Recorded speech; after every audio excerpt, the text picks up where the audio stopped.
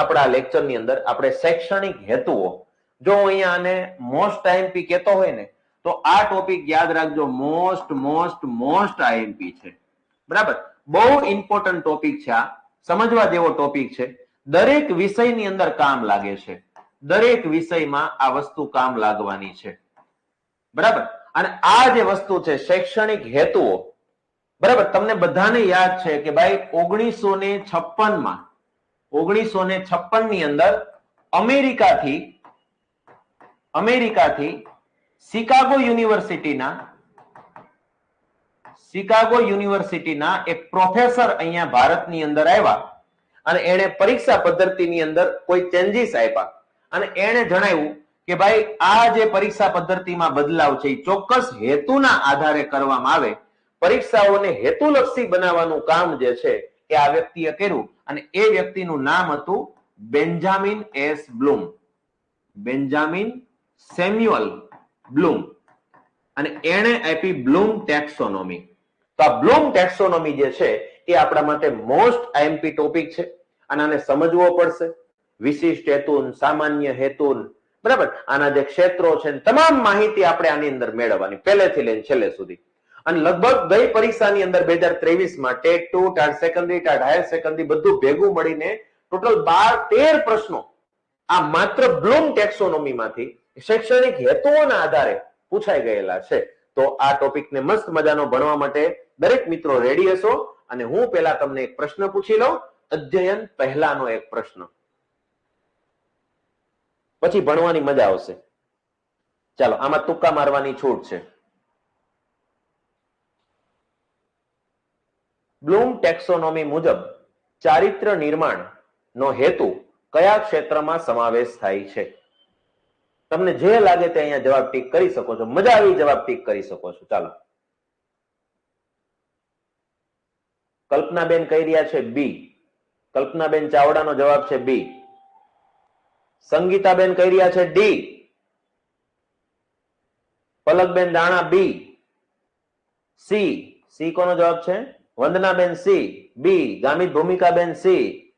Muktaben B. Bhavnaben B. Mittalben D. Pratikshaben D. Krishnaben B. Khatun Junedi ma'am C. Tejalben C. D. વાહ, મતલબ કે આપણને એટલો તો આઈડિયા આવી ગયો કે ભાઈ આમાં બધા અલગ અલગ જવાબ શું કામ આપે છે. આ પ્રશ્ન અઘરો છે ના, પણ તમે ભણ્યા નથી એટલે તમને અઘરો લાગે છે. અને એ આજે આપણે હેલો કરવાનું કામ કરીશ.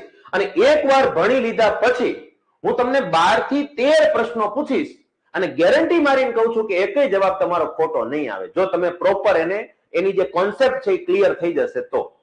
અને કોન્સેપ્ટ ક્લિયર કરાવવાનું કામ મારું છે, એ હું કરાવી દઈશ તમને. અહીંયા પહેલા તો હું તમને વાત કરું, માફ કરજો મિત્રો, જયેશભાઈ, નરગીસ બાનુ, આ અનુભવાત્મક ક્ષેત્ર છે ને એવું બ્લૂમ ટેક્સોનોમી ક્યાંય આવતું જ નથી. બ્લૂમ ટેક્સોનોમીમાં 3 જ ક્ષેત્રો આવે છે, જ્ઞાનાત્મક, ભાવાત્મક અને ક્રિયાત્મક. અનુભવાત્મક ક્ષેત્ર એવું ક્ષેત્ર બ્લૂમ ટેક્સોનોમીમાં ક્યાંય આવતું જ નથી. જો તમને આટલી માહિતી હોય તો તમે ડી તો ટીક નહીં જ કરો. તમને એટલું ખબર પડી જાય બ્લૂમ ટેક્સોનોમી આવે ને તો 3 જ વસ્તુ આવે, જ્ઞાનાત્મક, ભાવાત્મક ને ક્રિયાત્મક. તો આ તો ટીક કરવાનું જ નથી. એટલે જેને આ ટીક કર્યું એને તો બહુ દૂરનો જવાબ આપી દીધો છે, પણ કોઈ વાંધો નહીં. અહીંયા રાઈટ આન્સર આવશે બી, ભાવાત્મક ક્ષેત્રની અંદર સમાવેશ થાય છે. અને શું કામ એનો સમાવેશ ભાવાત્મક ક્ષેત્રની અંદર થાય છે એ જ આપણે હવે ભણવાનું છે. બરાબર, ચાલો રેડી છો બધા? શરૂ કરીએ આપણે. રેડી કહી દો એક વખત. ચાલો, એટલે બાકાજી કી બોલાવાની છે અને મસ્ત મજાના પ્રશ્નો આપણે કરવાના છે.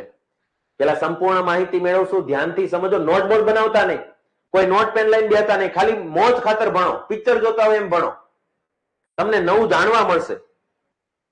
બરાબર, નોટ બનાવવા રહ્યા ને તો છેલ્લે જે પ્રશ્નો પૂછીશ ને એમાં લોચા મારશો એ ગેરંટી. એટલે અત્યારે માત્ર જાણવા ખાતર, નોલેજના પર્પસ થી ખાલી બેસો. બરાબર, મજા આવશે તમને, બહુ મજા આવવાની છે આની અંદર. સૌથી પહેલા તો આપણે વાત કરીએ, મેં તમને જેમ કીધું એમ, શૈક્ષણિક હેતુઓ. અને આ ટોપિક એવો છે કે જે દરેક પરીક્ષાની અંદર ખૂબ કામનો છે.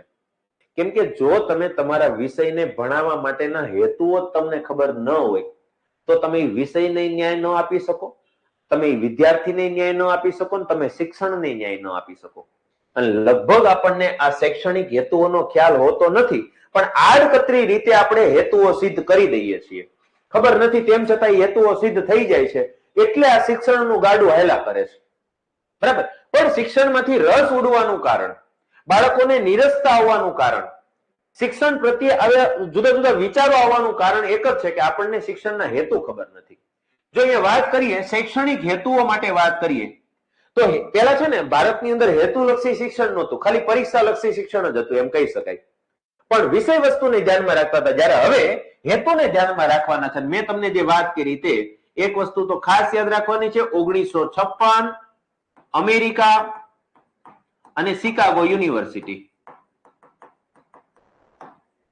અહીંયાથી એક ભાઈ ભારતમાં આવ્યા 1956 અને એ ભાઈનું નામ હતું બેન્જામિન એસ બ્લૂમ. જે ભાઈ તમને અહીંયા દેખાય છે આ છે Benjamin S Bloom, Benjamin Samuel Bloom. બહુ મોટું કામ કર્યું. ભારત દેશને આગળ વધારવાનું કામ કોઈ કર્યું હોય તો એ આ વ્યક્તિ એમાં ભાગીદાર છે. ઘણા બધા વ્યક્તિઓએ ભારત દેશને આગળ વધારવાનું કામ કર્યું અને એક અમેરિકન વ્યક્તિ કે જેને ભારતમાં શિક્ષણ પ્રથાની અંદર એક નવીન વસ્તુ લાવ્યા. બરાબર, કે સ્પર્ધાની અંદર આ હેતુઓને પણ ધ્યાનમાં રાખવા જોઈએ. અને એમણે જે થિયરી આપી એને આપણે બ્લૂમ ટેક્સોનોમીના નામથી ઓળખીએ છીએ. આ Bloom taxonomy, Bloom taxonomy, Bloom taxonomy તમે ઘણી વાર સાંભળ્યું. ચાલો, બ્લૂમ એટલે તો ખબર પડી ગઈ કે ભાઈ બેન્જામિન એસ બ્લૂમે આપ્યું એટલે બ્લૂમ કહેવાય. પણ મને તમે એ જણાવો કે આ ટેક્સોનોમી એટલે શું? ચાલો, કોઈને ખબર હોય તો મને જણાવી દો કે આ ટેક્સોનોમીનો મતલબ શું થાય. ચાલો કોમેન્ટ બોક્સમાં જણાવજો. જો ન ખબર હોય તો નો આઈડિયા એવું લખીને મોકલી આપો. ચાલો ફટાફટ. બ્લૂમ એટલે તો ખબર પડી ગઈ કે ભાઈ બેન્જામિન એસ બ્લૂમના નામ પરથી બ્લૂમ પડ્યું, પણ ટેક્સોનોમીનો મતલબ શું થાય? ટેક્સોનોમીનો અર્થ શું થાય? ચાલો ફટાફટ જણાવી દો. કરિશ્માબેન કે છે નો આઈડિયા, યોગેશ્વરી બેન કે છે નો આઈડિયા. કોઈ વાંધો નહીં, નહીં ખબર હોય તો હું જણાવીશ. જેમને ખબર છે એ અહીંયા જવાબ લખી શકે છે, બાકી બધા નો આઈડિયા. ઓકે, નો આઈડિયા, નો આઈડિયા, નો આઈડિયા, નો આઈડિયા. જો આટલી વસ્તુ તમને નવી જાણવા મળશે. મને એટલી તો ખબર પડી કે ભાઈ આજે કાંઈ ન શીખવા મળે તો કાંઈ નહીં, પણ ટેક્સોનોમી એટલે શું થાય એ તો શીખવા મળશે. સરસ સરસ. ચાલો, આઈ થિંક લગભગ કોઈને આઈડિયા નથી. આપણે ઘણા બધા આ ઘણી બધી વાર સાંભળ્યું, પરીક્ષામાં ઘણી બધી વાર સાંભળ્યું, પણ ટેક્સોનોમી એટલે શું? તો ટેક્સોનોમીનો મતલબ થાય વર્ગીકરણ. તો ઘણી વખત આને બ્લૂમનું વર્ગીકરણ પણ કહેવામાં આવે છે. ટેક્સોનોમી એટલે વર્ગીકરણ. એને હેતુ અને વર્ગીકરણ કરી નાખ્યું. કેટલા ભાગમાં વર્ગીકરણ કર્યું? તો 3 ભાગમાં વર્ગીકરણ કર્યું. કયા 3 ભાગ? તો પહેલો એક હતો જ્ઞાનાત્મક ક્ષેત્ર, બીજું હતું ભાવાત્મક ક્ષેત્ર અને ત્રીજું હતું ક્રિયાત્મક ક્ષેત્ર. હવે જ્ઞાનાત્મક ક્ષેત્રનો મતલબ શું થાય? જ્ઞાનાત્મક એટલે અહીંયા એક શબ્દ આપણે વાપરી શકીએ, જ્ઞાન. અને જ્ઞાનનો મતલબ એવો થાય, જ્ઞાનને આપણે અંગ્રેજીમાં નોલેજ કહીએ છીએ.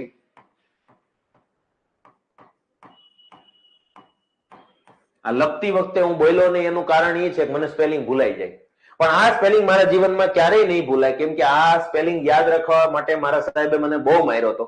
અને એને મને એવું કીધું હતું કે ભાઈ નોલેજ નો સ્પેલિંગ લખી દે, એટલે મેં એને આવો સ્પેલિંગ લખી દીધો, નોલેજ. અને પછી જે ફડાકા પડ્યા છે, વાત જવા જો, એવો ઢોર માર માર્યો હતો. આ મેં નોલેજ નો સ્પેલિંગ લખી દીધો હતો, પણ ત્યારે લગભગ હું 7મું ભણતો હોઈશ, તો બાળ સહજ મને તો નોલેજ નો સ્પેલિંગ આવો આવડતો હતો. એને કીધું આવું આવે એટલે મેં કીધું લ્યો હું સુધારો કરી દઉં. તો મેં વધારીને અહીંયા શું કર્યું, જી કરી નાખ્યો. મેં કીધું જે નહીં આવતો જી આવતો હશે, પણ નોલેજ નો આવો સ્પેલિંગ થાય. અને પછી જે ફડાકા પડ્યા, વાત જવા દો. અને પછી મારીને મને એને શીખવાડ્યું હતું KNOWLEDGE. અને પછી મારો મગજ હલી ગયો કે મને આના હાટું માર્યો તમે? મેં લખ્યું છે ઈ જ હાચું છે. આવું આમાં કનોલેજ થાય અને દ ક્યાં આવે છે આમાં? એટલે મારા મગજમાં તો ઘણી બધો રોષ હતો, પણ એ સાહેબ એટલા ખતરનાક હતા કે એની સામે હું બોલી ન આપું કે ભાઈ તમે આ કઈ રીતે સ્પેલિંગ બનાવ્યો. પણ એના લીધે મને યાદ રહી ગયો નોલેજ નો સ્પેલિંગ. જ્ઞાન એટલે નોલેજ થાય, અને નોલેજ નો મતલબ એવો થાય કે શીખેલી ક્રિયા ને યાદ રાખવી. એટલે મેં જે કર્યું ને કે ભાઈ આ જ્ઞાન માટે જે અંગ્રેજી શબ્દ વપરાય છે એ મેં યાદ રાખ્યો ને. ભલે એની પાછળનું કાંઈ મને ખબર ન પણ મેં યાદ રાખ્યું ને એને નોલેજ કહેવાય. મારી પાસે નોલેજ છે કે જ્ઞાનને અંગ્રેજીમાં કેવી રીતે લખાય, એ નોલેજ છે મારી પાસે. તો આનો મતલબ શું થયો કે આ જ્ઞાન એટલે નોલેજ, શીખેલી ક્રિયાને યાદ રાખવાનું જે કામ છે ને એને નોલેજ કહેવાય, જ્ઞાન કહેવાય. આમાં યાદ રાખવાનું હોય, સમજવાની જરૂર ન હોય. પણ ખાલી યાદ રાખવું એવું નથી. એટલે જ્ઞાનાત્મક પાસું જે છે, જ્ઞાનાત્મક ક્ષેત્ર છે ને ઘણી રીતે આપણે આગળ વધારશું. બીજું એક છે ભાવાત્મક. ભાવાત્મક શબ્દ આવે ને તો એક જ વસ્તુ યાદ રાખવાની, ભાવ. ભાવ, આના પાછા બે મતલબ થાય. ભાવ એટલે કે ભાઈ આ 1 કિલો સિંગનો કેટલો ભાવ છે, અને આ રમીલાબેનનો આના છોકરા ઉપર કેટલો ભાવ છે. તો આમાં ઘણો ફરક પડી જાય. તો આમાં રમીલાબેન વાળી જે વાત છે ને એ ભાવની વાત થાય છે. લાગણી છે, બુદ્ધિ છે, સમજણ શક્તિ છે, રસ છે, મનોવલણ છે, માપદંડ છે, આ બધી વસ્તુને ભાવાત્મક ક્ષેત્રની અંદર સાંકળવામાં આવે. અને છોકરાઓનું જ્ઞાનાત્મક પાસું તો વધુ જ જોઈએ, ભાવાત્મક પાસામાં વિકાસ થવો જોઈએ, એવું બેન્જામિન એસ બ્લૂમે કીધું. અને ત્યારબાદ વાત કરીએ ક્રિયાત્મક ક્ષેત્ર. ક્રિયાત્મક એટલે ક્રિયા, કંઈક કરવું પડે એને ક્રિયા કહેવાય. કંઈક કરવું પડે, માની લો કે લીટી દોરતા આવડી ગયું તો એ ક્રિયાત્મક પાસાનો વિકાસ થયો. એને તરતા આવડી ગયું, એને સાયકલ ચલાવતા આવડી ગયું, એને ગાડી ચલાવતા આવડી ગયું, એને ત્રિકોણની આકૃતિ દોરતા આવડી ગઈ, એને રચના દોરતા આવડી ગઈ, એને કોષ્ટક બનાવતા આવડી ગયું, એને લખતા આવડી ગયું. તો આ જેટલું પણ કરવાનું કામ છે ને કંઈક કરતા આવડી જાય ને એને ક્રિયાત્મક પાસું કહેવાય. અને આવા ક્રિયાત્મક ક્ષેત્રને પણ ધ્યાનમાં રાખીને પરીક્ષા લેવી જોઈએ. ભાવાત્મક પાસાને ધ્યાનમાં રાખીને પરીક્ષા લેવી જોઈએ અને જ્ઞાનાત્મક પાસાને ધ્યાનમાં રાખીને પરીક્ષા લેવી જોઈએ. એટલે આપણા પ્રશ્નપત્રની અંદર અમુક પ્રશ્નો એવા હોય કે જે નોલેજ હોય ને તો જ આવડે, ખાલી જાણકારી હોય ને તો આવડે. ઘણી વખત આપણે આપણા ભાવના સાથે સંકળાયેલું હોય તો એવી ભાવનાઓ સાથે, અને અમુક વસ્તુ ક્રિયા કરતા આવડતી હોય તો જ આવડે. તો આવી રીતે બ્લૂમ ટેક્સોનોમી, બ્લૂમનું જે વર્ગીકરણ છે એ 3 ભાગમાં 3 ક્ષેત્રમાં વહેંચાયેલું છે, જ્ઞાનાત્મક, ભાવાત્મક, ક્રિયાત્મક. ચાલો ડન છે આટલું? હા, ફિલિંગ, સ્નેહ, પ્રેમ, વાહ, મજા આવી ગઈ. Good feeling, I like it. ચાલો ડન હોય તો એક વખત ડન ડનાડન લખી દો. હાલો. હા જયેશભાઈ, બરાબર વાત છે. માર પડ્યો એટલે જ અત્યારે નોલેજ આપીએ છીએ. પણ હજી મને ગુસ્સો તો આવે છે કે ભાઈ નોલેજ નો આવો સ્પેલિંગ તમને કોણે શીખવાડ્યો? કેમ મને તો મારા મેડમે કીધું તો ન એટલે એન, નો એટલે એન ઓ, એલ એટલે એલ, લ. એટલે જ મને ઇંગ્લિશ માંથી રસ ઉડી ગયો. આવા બધા સ્પેલિંગ આવતા હતા ને બોલાય કઈક અલગ, લખાય કઈક અલગ. ડન છે, ડન છે, સરસ. ચાલો હવે 1 બાય 1 આપણે 3 જે ક્ષેત્ર જોયા એના હેતુઓ ભણવાના છે.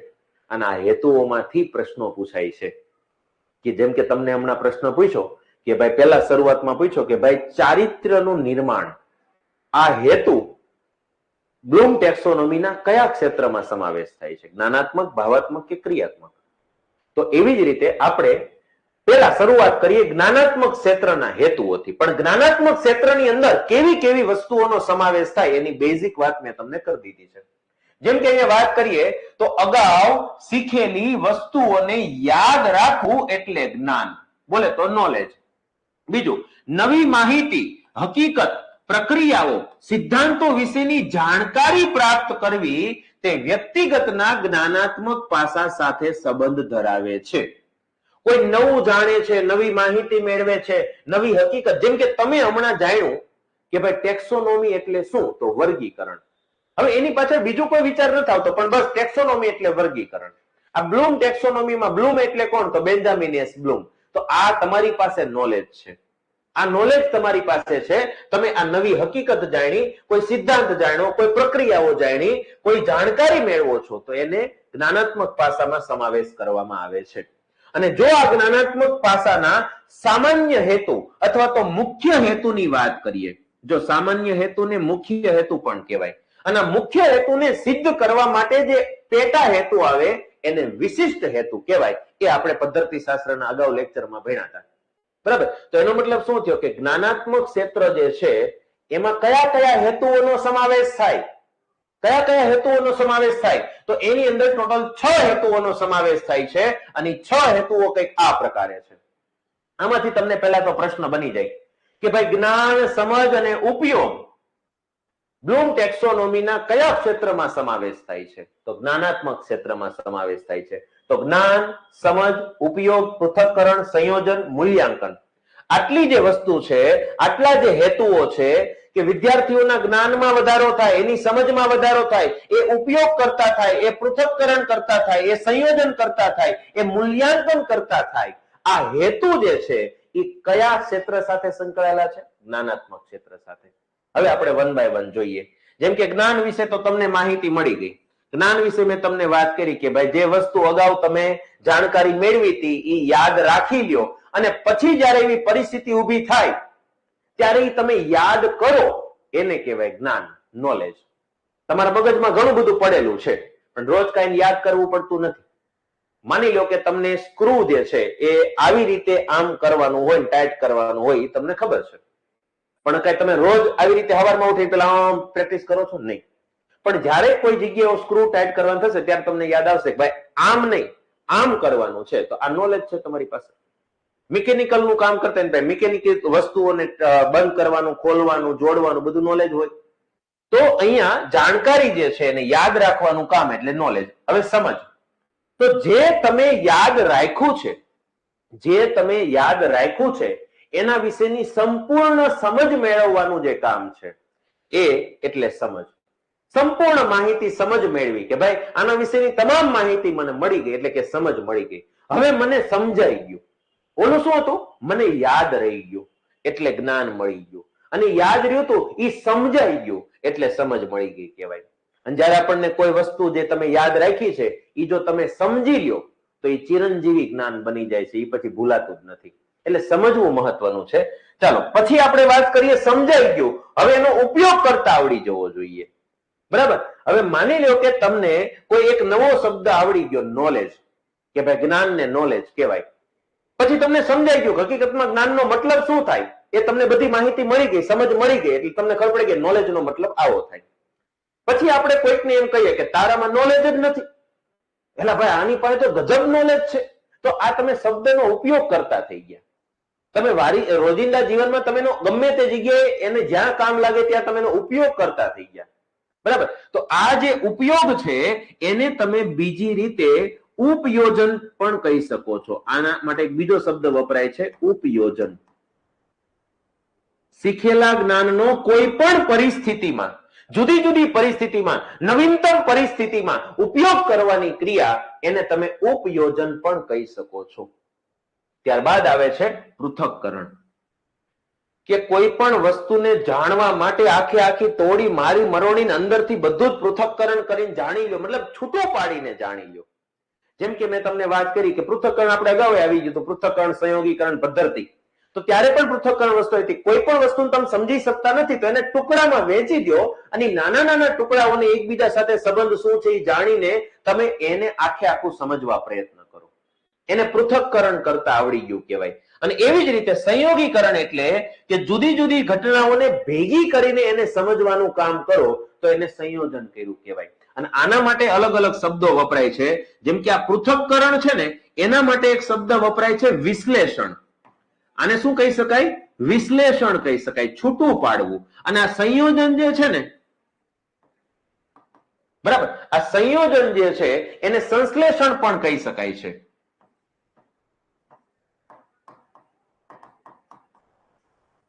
બરાબર. તો આ એનાલિસિસ, પૃથક્કરણ એટલે એનાલિસિસ, અને આ થિન્સેસિસ. બરાબર. આઈ થિંક ઇંગ્લિશ શબ્દ આવો જ છે. હવે મારી પાસે નોલેજ છે, હું ધીરે ધીરે અંગ્રેજી શબ્દોને ઓળખતો થયો છું. બરાબર. તો સંયોજન એટલે સંશ્લેષણ. જેમ કે પ્રકાશ સંશ્લેષણ એવું તમે સાંભળ્યું છે. કેમ કે એની અંદર શું થાય કે વનસ્પતિ સૂર્યપ્રકાશને ખેંચે, જમીનમાંથી પાણીને ખેંચે, હવામાંથી કાર્બન ડાયોક્સાઇડ લે, આ બધાને ભેગું કરીને એમાંથી ગ્લુકોઝ બનાવે, એનો પોતાનો ખોરાક બનાવે. તો આને કહેવાય પ્રકાશ સંશ્લેષણ, કે આ બધું ભેગું કરીને એને કંઈક બનાવ્યું એટલે એને સંશ્લેષણ કર્યું કહેવાય. તો સંશ્લેષણ અથવા સંયોજન, પૃથક્કરણ અથવા વિશ્લેષણ કરતા આવડી જવું. અને છેલ્લું આવે છે મૂલ્યાંકન. મૂલ્યાંકન એ એવી વસ્તુ છે કે જોવા જઈએ તો આ જ્ઞાનાત્મક ક્ષેત્રનો સૌથી ઉચ્ચ કક્ષાનો હેતુ છે. ઉચ્ચ કક્ષાનો હેતુ જે છે એ કયો છે? તો મૂલ્યાંકન છે.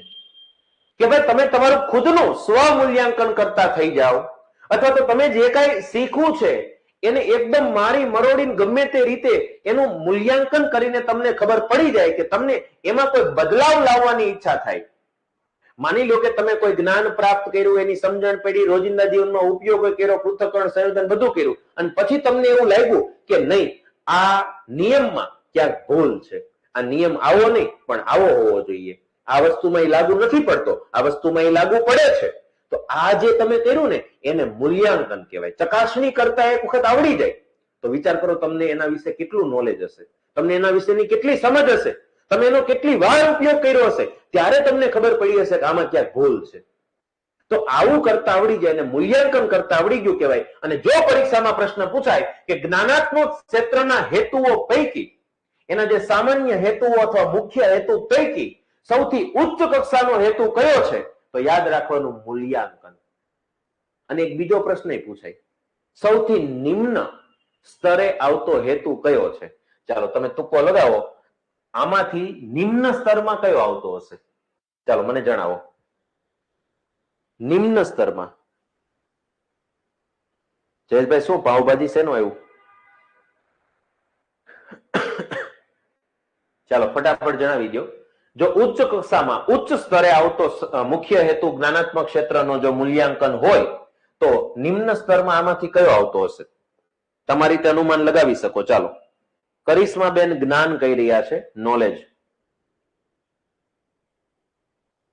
ચાલો બાકીના મિત્રો પણ આઈડિયા, આમ તુક્કો મારવાનો છે, આમાં નો આઈડિયા એવું કોઈ નહીં કહેતા, આમાં ગમે તે જવાબ આપવાનો છે. તમારી પાસે ઓપ્શન છે જ્ઞાન, સમજ, ઉપયોગ, પૃથ્થકરણ કે સંયોજન. ઓકે, સમજ, જ્ઞાન. પ્રિયંકાબેન સમજ કહી રહ્યા છે, કલ્પનાબેન સમજ કહી રહ્યા છે, પલકબેન જ્ઞાન કહી રહ્યા છે. યાદ રાખજો મિત્રો, આ જે જ્ઞાન છે એ યાદ રાખજો નિમ્ન સ્તરે આવે છે. ઘણા બધા લોકો પાસે નોલેજ તો વધારે હોય પણ એને સમજણ શક્તિ જ ન હોય તો એ નોલેજનું કાંઈ કામ લાગતું નથી.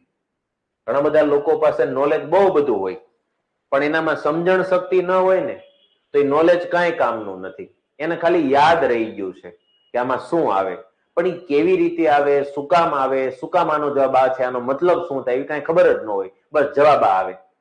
એટલે નોલેજ તો ગોખણ પટ્ટી વાળા પાસે હોય.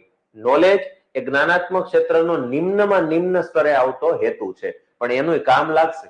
ઘણી જગ્યાએ જ્ઞાન પણ કામ લાગે, નોલેજ પણ કામ લાગે, પણ સૌથી ઓછા કામની વસ્તુ હોય ને તો એ છે જ્ઞાન, નોલેજ. ખાલી નોલેજ ના હોવાથી કાંઈ ફરક ન પડે.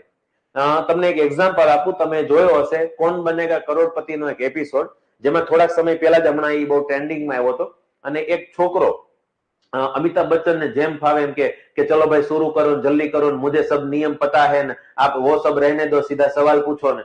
અને ઓલો કઈક અમિતાભ બચ્ચન એવડી મોટો લિજેન્ડ છે, બરાબર, એવડો મોટો બાદશાહ છે એની સામે બેઠેલો, અને એ એમ કે તમારી સ્ક્રીન ઉપર હવે પ્રશ્ન રજૂ થાય, તો એ પ્રશ્ન જેવો આવે તરત ઓપ્શન આવે, એમાં બી ટીક કરી દો, નહીં લોક કરી દો, એને બી જ આવે એમાં. હવે એની પાસે નોલેજ છે, હાલો એને પ્રશ્ન જવાબ આવડે છે, પણ એ નોલેજ શું કામનું? બરાબર, એટલે આ વસ્તુ છે. ત્રીજા પ્રશ્નમાં એની ઓકાત ખબર પડી જાય પાછી કે ભાઈ ત્રીજા પ્રશ્નમાં કે લોક કરી દો, 4 બાર લોક કરી દો, કરો ના લોક, કરો ના, એમ કરવા મળે સીધો ઉડી જાય, એને 1 રૂપિયો નથી મળતો. બરાબર, આ તમે જોયેલું હશે આઈ થિંક. આ ઓવર કોન્ફિડન્સમાં એ ભાઈ રમરમાટી બોલાવતો હોય, નોલેજ હોય ને એની પાસે, એટલે ઓવર કોન્ફિડન્સમાં આવી જાય. યાદ રાખજો, જ્ઞાન નિમ્ન સ્તરે આવે છે, એના કરતા ઉચ્ચ સ્તરે આવશે સમજ, એના કરતા ઉચ્ચ સ્તરે આવશે ઉપયોગ. ખાલી જ્ઞાન હોય તો કામનું છે, પણ જો તમને એની વિશેની સમજણ હોય તો એના કરતા સારું કહેવાય, અને સમજણ સાથે તમને એનો ઉપયોગ કરતા આવડતું હોય, એ જ્ઞાનનો સારી રીતે, સારી જગ્યાએ, યોગ્ય જગ્યાએ ઉપયોગ કરતા આવડતું હોય તો એના કરતા સારી બાબત છે. એટલે આ 3 એ 3 આમ લાઈનમાં જ આવે છે. પછી પૃથ્થકરણ ને સંયોગીકરણ ને કોઈ પાર્ટ ન થાય, પણ સૌથી ઊંચું સ્તર કોને કીધું છે? મૂલ્યાંકનને. 6 વસ્તુ તમને સમજ પડી ગઈ, પણ આટલી બધી વાર હું બોલ્યો ને એટલે તમને એટલી તો ખબર પડી ગઈ કે જ્ઞાન, સમજ, ઉપયોગ, પૃથ્થકરણ, સંયોગીકરણ અને મૂલ્યાંકન, આ બધા જ હેતુઓ કયા ક્ષેત્રમાં સમાવેશ થાય છે? જ્ઞાનાત્મક ક્ષેત્રમાં, બ્લૂમ ટેક્સોનોમીના જ્ઞાનાત્મક ક્ષેત્રમાં. બેઝિક માહિતી મેં તમને જે આપી છે આપી દઉં. શીખેલી વસ્તુને યાદ રાખવી અને જરૂર પડીએ તેનું પુનઃ સ્મરણ કરવું, ફરી પાછું યાદ કરવું, એને નોલેજ કહેવાય. શીખેલી વસ્તુનો ઊંડો અર્થ સમજવો એને સમજ કહેવાય. શીખેલી બાબતોને નવી અને વાસ્તવિક પરિસ્થિતિમાં ઉપયોગ કરતા શીખવું એને ઉપયોગ અથવા ઉપયોજન કહેવાય. પૃથક્કરણ એટલે અધ્યયન સામગ્રીનું તેના પેટા વિભાગોમાં વિભાજન કરવાનું કામ છે અને સંયોગીકરણ એટલે આપેલી હકીકત કે પછી સામગ્રી એકઠી કરી તેમને વ્યવસ્થિત ગોઠવવાનું કામ જે છે એ સંયોજનનું છે. અને મૂલ્યાંકન એટલે કે નિયમો, સિદ્ધાંતો, હકીકતો વગેરેના સંબંધમાં આલોચનાત્મક એટલે કટાક્ષ રૂપે દ્રષ્ટિકોણથી અપનાવી અમુક નિર્ણયો તારવવાનું કામ કરતા જો આવડી જાય ને તો મૂલ્યાંકન કરતા આવડી ગયું છે. તો આ વાત થઈ ગઈ જ્ઞાનાત્મક ક્ષેત્રના હેતુઓ અને જ્ઞાનાત્મક ક્ષેત્રના હેતુઓમાં કયા કયા મુખ્ય હેતુઓનો સમાવેશ થાય છે એની આપણે ચર્ચા કરી લીધી. બરાબર, ચાલો હવે આપણે આગળ વધીએ અને બીજા એટલે જો જ્ઞાનાત્મક ક્ષેત્રના હેતુઓ જે છે એ ઘણી વખત આવી રીતે પણ પૂછાય કે ભાઈ જ્ઞાન છે તો એના માટે તમને ખ્યાલ છે કે વિદ્યાર્થીમાં શું ફરક પડશે. જો એની પાસે જ્ઞાન હશે, જો એની પાસે જ્ઞાન પ્રાપ્ત કરેલું હશે તો વિદ્યાર્થીઓમાં કેવા કેવા પરિવર્તન આવશે. જેમ કે વિદ્યાર્થીઓ માંગની વ્યાખ્યા આપી શકે. આ વાણિજ્ય વ્યવસ્થાન સંચાલનમાં જે માંગ આવે ને એ માની લો કે એની જગ્યાએ વિજ્ઞાન હોત તો એમ કહી શકાય કે વિદ્યાર્થીઓ ગતિની વ્યાખ્યા આપી શકે. બરાબર, વિદ્યાર્થીઓ માંગના નિયમનું વર્ણન કરી શકે, વિદ્યાર્થીઓ પાયથાગોરસના નિયમનું વર્ણન કરી શકે, વિદ્યાર્થીઓ માંગના નિયમની રજૂઆત કરી શકે. તો વ્યાખ્યા આપી શકે, વર્ણન કરી શકે, રજૂઆત કરી શકે. અહીંયા ખાલી માંગ શબ્દ વાપરો પણ એની જગ્યાએ તમે વિજ્ઞાનની કોઈ વ્યાખ્યા, નિયમ, સિદ્ધાંત, ગુજરાતીનો કોઈ નિયમ, સિદ્ધાંત ગમે તે વસ્તુ, તો વિદ્યાર્થીઓ કોઈ પણ વસ્તુની વ્યાખ્યા આપી શકે, વિદ્યાર્થીઓ વર્ણન કરી શકે કોઈ નિયમનું અને વિદ્યાર્થી નિયમની રજૂઆત કરી શકે. તો સમજવાનું કે એની પાસે એ વસ્તુનું નોલેજ છે. કોઈ વિદ્યાર્થીને તમે ઉભો કરો ને એમ પૂછો બોલો પરાવર્તનની વ્યાખ્યા, અને છોકરો એમ કે પ્રકાશનું કિરણ કોઈ સપાટી સાથે ભટકાઈને ત્યાંથી પાછું ફરવાની જે ક્રિયા છે ને પરાવર્તન કહેવાય. તો આવું ઈ બોલો કેમ કે એને પરાવર્તન વિશેનું જ્ઞાન છે, સમજ નહીં, ખાલી જ્ઞાન છે એટલે એને બોલતા આવડી ગયું. એટલે ખાલી બોલી દે સટાસટ કે ભાઈ ઘરે આવ્યો કોઈ મહેમાન અને એને પૂછ્યું કે ચાલ ભાઈ તું શું કરે છો, એટલે એને કીધું કે હું ત્રીજું ભણું છું. તો કે તને 15 નો ઘડિયો આવડે છે? હા, બોલ. 15 એકા 15, 15 દુ 30, 15 35. આવું આખું બોલી ગયું. તેનો મતલબ કે એને 15 ના ઘડિયાનું નોલેજ છે, એની પાસે જ્ઞાન છે. એ કેવી રીતે 15 દુ 30 થયું, ગુણાકાર થાય, ગુણાકારે સરવાળાની પુનરાવર્તી ક્રિયા છે એની બધી ખબર ન હોય તો હાલશે આમાં. બરાબર, ત્યારબાદ વાત કરીએ સમજની. તો સમજ જે છે, જો એ વ્યક્તિમાં સમજ આવી જાય તો એના જીવનમાં કેવા કેવા પરિવર્તન આવશે. કેમ કે વિદ્યાર્થીઓ તફાવત દર્શાવી શકે. બે વસ્તુઓ વિશેનો તફાવત ક્યારે એને ખબર પડે? જ્યારે બે વસ્તુને સમજતો હોય, એને સમજી લીધી હોય તો જ તફાવત આપી શકે. સ્પષ્ટીકરણ કરી શકે, ઉદાહરણ આપી શકે. જ્યારે કોઈ વસ્તુ એને સમજાઈ જાય ને, માની લો કે એમ કહી દીધું કે ભાઈ સીધી રેખામાં ગતિ કરે એને સુરેખ ગતિ કહેવાય. હવે એને આ વસ્તુ યાદ તો રહી ગઈ પણ એને સમજાઈ ગઈ હોય ને તો આપણે એમ પૂછીએ કે ચાલો ઉદાહરણ આપો. તો એમ કે બાણમાંથી નીકળેલું તીર, બંદૂકમાંથી નીકળેલી ગોળી, બરાબર, કોઈ રોકેટ ઉડીને જાય છે તો ઈ, પરેડમાં ચાલતા સૈનિકો, ટ્રેન પર પાટા પર ચાલતી ટ્રેન. આવી રીતે ઘણા બધા ઉદાહરણો આપી દે કેમ કે એની કોન્સેપ્ટ ક્લિયર થઈ ગયો છે. એટલે સમજ મળી જાય તો તફાવત આપી શકે, સ્પષ્ટીકરણ કરી શકે, ઉદાહરણ આપી શકે, આગાહી પણ કરી શકે. બરાબર, ત્યારબાદ જો આપણે વાત કરીએ ઉપયોગની, તો ઉપયોગ કરતા આવડી જાય તો જેમ કે વિદ્યાર્થીઓ દાખલા ગણી શકે, વિદ્યાર્થીઓ નિદર્શન કરી શકે, વિદ્યાર્થીઓ કુશળ વ્યવહાર કરી શકે, ચાર્ટ બનાવી શકે, આલેખ બનાવી શકે, નમૂનાઓ તૈયાર કરી શકે અને સમસ્યા ઉકેલી શકે. ત્યારે આપણને ખબર પડે કે એને સમજાઈ ગયું, એને યાદ રહી ગયું અને એનો ઉપયોગ કરતા આવડી ગયું. તમને ખાલી પાયથાગોરસનું સૂત્ર યાદ હોય, પાયથાગોરસનો નિયમ યાદ હોય તો એ નોલેજ મળ્યું. પાયથાગોરસ વિશે તમે સંપૂર્ણ વસ્તુ સમજી લીધી હોય તો એની સમજ મળી. અને એ પાયથાગોરસના નિયમનો ઉપયોગ કરીને કોઈ બે બાજુના આધારે કાટકોણ ત્રિકોણમાં ત્રીજી બાજુનું માપ શોધતા તમને આવડી જાય તો તમને એનો ઉપયોગ કરતા આવડી ગયો. ગુજરાતીની અંદર માની લો કે છંદ છે તો એની અંદર માની લો કે તમને કોઈ એક છંદ, શિખરીણી છંદ વિશે તમને ખ્યાલ આવી ગયો કે આમાં આવું આવે, આમાં યમન તારણ વગેરે વગેરે. પછી તમને એના વિશેની સમજ મળી ગઈ અને હવે તમે એના આધારે કોઈ પણ વસ્તુ નવા ઉદાહરણો આપી નવો ઉપયોગ કરી શકો. કોઈ જગ્યાએ છંદ હોય તમે કહી દો કે આ શિખરીણી છે તો એનો મતલબ તમને એનો ઉપયોગ કરતા આવડી ગયો. તો જુદી જુદી વસ્તુ દાખલા ગણી શકે, નિદર્શન કરી શકે, વ્યવહાર કરી શકે, ચાર્ટ બનાવી શકે, સમસ્યા, એવી રીતે પૃથક્કરણ કરતા આવડી જાય તો વિદ્યાર્થીઓ બે બાબતો વચ્ચેનો સંબંધ શોધી શકે. અહીંયા તફાવતની વાત થઈ હતી, અહીંયા સંબંધ શોધી શકે. બેમાં સરખું શું છે? બરાબર, વિદ્યાર્થીઓ આપેલ તર્કમાંથી ખોટી બાબતો શોધી શકે, વિદ્યાર્થીઓ વિષય વસ્તુનું પણ પૃથક્કરણ કરી શકે. એવી જ રીતે સંયોજનમાં વાર્તાઓ લખી શકે, જુદી જુદી વસ્તુઓ એને જે જાણી હોય ને, અહીંયાથી આટલું જાણવા મળ્યું, અહીંયાથી આટલું જાણવા મળ્યું, પિક્ચરમાંથી જોયું, ન્યૂઝપેપરમાં જોયું, સિરિયલમાં જોયું, કોઈકની વાતચીત, એ બધા ભેગું કરીને વાર્તા બનાવતા એને આવડી ગઈ, તો એનો મતલબ એને સંયોગીકરણ કરતા આવડી ગયું. વાર્તા બનાવી એટલે કે નવું નથી.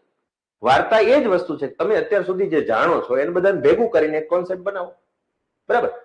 તો વાર્તા બનાવતા આવડી જાય, પ્રયોગ માટેનું આયોજન કરતા આવડી જાય, પ્રયોગના સાધનોના નામ જણાવી શક્યો અને પ્રયોગ માટેના સાધનોને ગોઠવી શકાય, આ બધું કરતા આવડી જાય તો સંયોજન કરતા આવડી ગયું. અને મૂલ્યાંકન કરતા આવડી ગયું તો કોઠા પરથી માહિતી આપી શકે, ચાર્ટ ઉપરથી સંપૂર્ણ માહિતી આપી દે, બધું જ વિશ્લેષણ કરી નાખે તો મૂલ્યાંકન કરતા આવડી ગયું. સાધનોને ગોઠવી શકે, માંગ અને પુરવઠા વચ્ચેનો સંબંધ દર્શાવી શકે, આ બધી વસ્તુ આવડી ગઈ તો એનો મતલબ મૂલ્યાંકન કરતા આવડી ગયું. તો આવી રીતે જ્ઞાન, સમજ, ઉપયોગ, પૃથક્કરણ, સંયોજન અને મૂલ્યાંકન, આટલા જે હેતુઓ સિદ્ધ થયા એ આપણને આના આધારે ખબર પડે. તો આ ઓલા મુખ્ય હેતુ છે, આ એના વિશિષ્ટ હેતુઓ છે કે ભાઈ આવું આવું કરતા આવડી જાય એનો મતલબ જ્ઞાન પ્રાપ્ત કરી લીધું, આવું આવું કરતા આવડી જાય એટલે વિષયમાં સમજ મળી ગઈ, આવું આવું કરતા આવડી જાય એટલે ઉપયોગ કરતા આવડી જાય, આવું આવું કરતા થઈ જાય એટલે પૃથક્કરણ, સંયોજન, મૂલ્યાંકન. બરાબર? ચાલો, રેડી? Very good. હવે આપણે આગળ વધીએ અને બીજો એક પાસું છે ભાવાત્મક ક્ષેત્રના હેતુઓ. હવે બ્લૂમ ટેક્સોનોમીનું આ બીજું ક્ષેત્ર છે. પહેલું ક્ષેત્ર આપણે ભણી ગયા અને એ હતું જ્ઞાનાત્મક ક્ષેત્ર. એના હેતુઓ વિશે આપણે વાત કરી. હવે આપણે વાત કરીએ ભાવાત્મક ક્ષેત્ર. ભાવાત્મક ક્ષેત્રમાં પેલા સમાવેશ શેનો થાય? મેં કીધું તું એમ, ભાવ, અભિરુચિઓ એટલે કે રસ પણ કહી શકાય, મૂલ્યો, વલણ, રસ, દ્રષ્ટિના વિકાસના પરિવર્તનને લાગતા હેતુઓનો સમાવેશ આ ભાવાત્મક ક્ષેત્રની અંદર થાય છે. એટલે આમાં અભિરુચિ છે, મૂલ્યો છે, વલણ છે, રસ છે, આ બધી જ વસ્તુ. આ મૂલ્યો એટલે શું? આ મૂલ્યોનો મતલબ શું થાય એ મને કોઈ કહેશો? અહીંયા મૂલ્યો એટલે કયા મૂલ્યો? ચાલો ફટાફટ મને જણાવી દો, કોઈને ખ્યાલ હોય તો, અને ન ખબર હોય ને તો નો આઈડિયા લખી આપજો. મૂલ્યો એટલે શું થશે અહીંયા?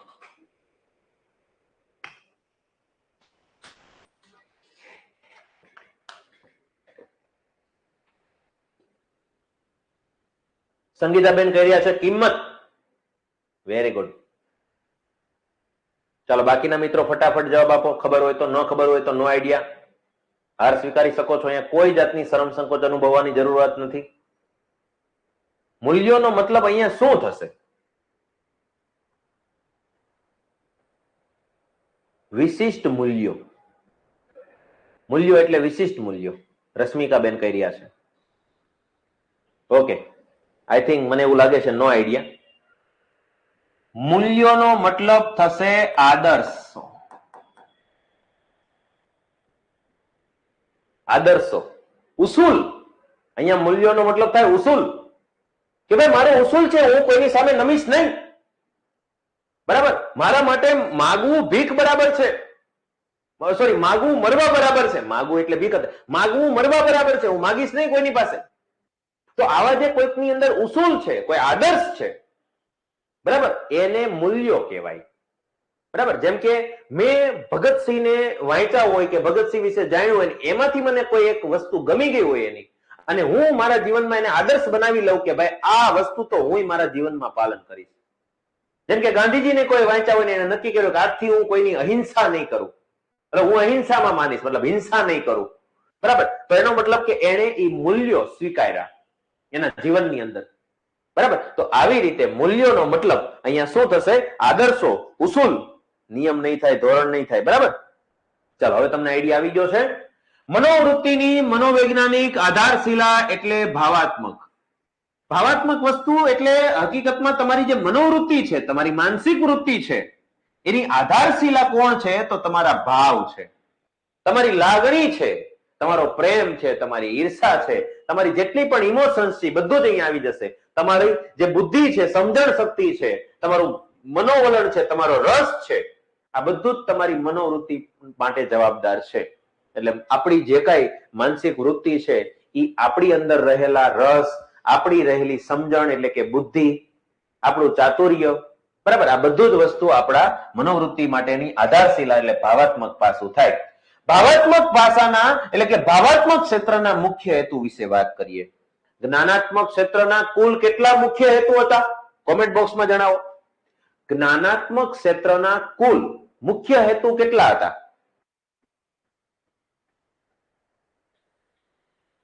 હા, પુષ્પા ઝુકેગા નહીં, તો એનો ઉસૂલ હતો, એનું મૂલ્ય હતું.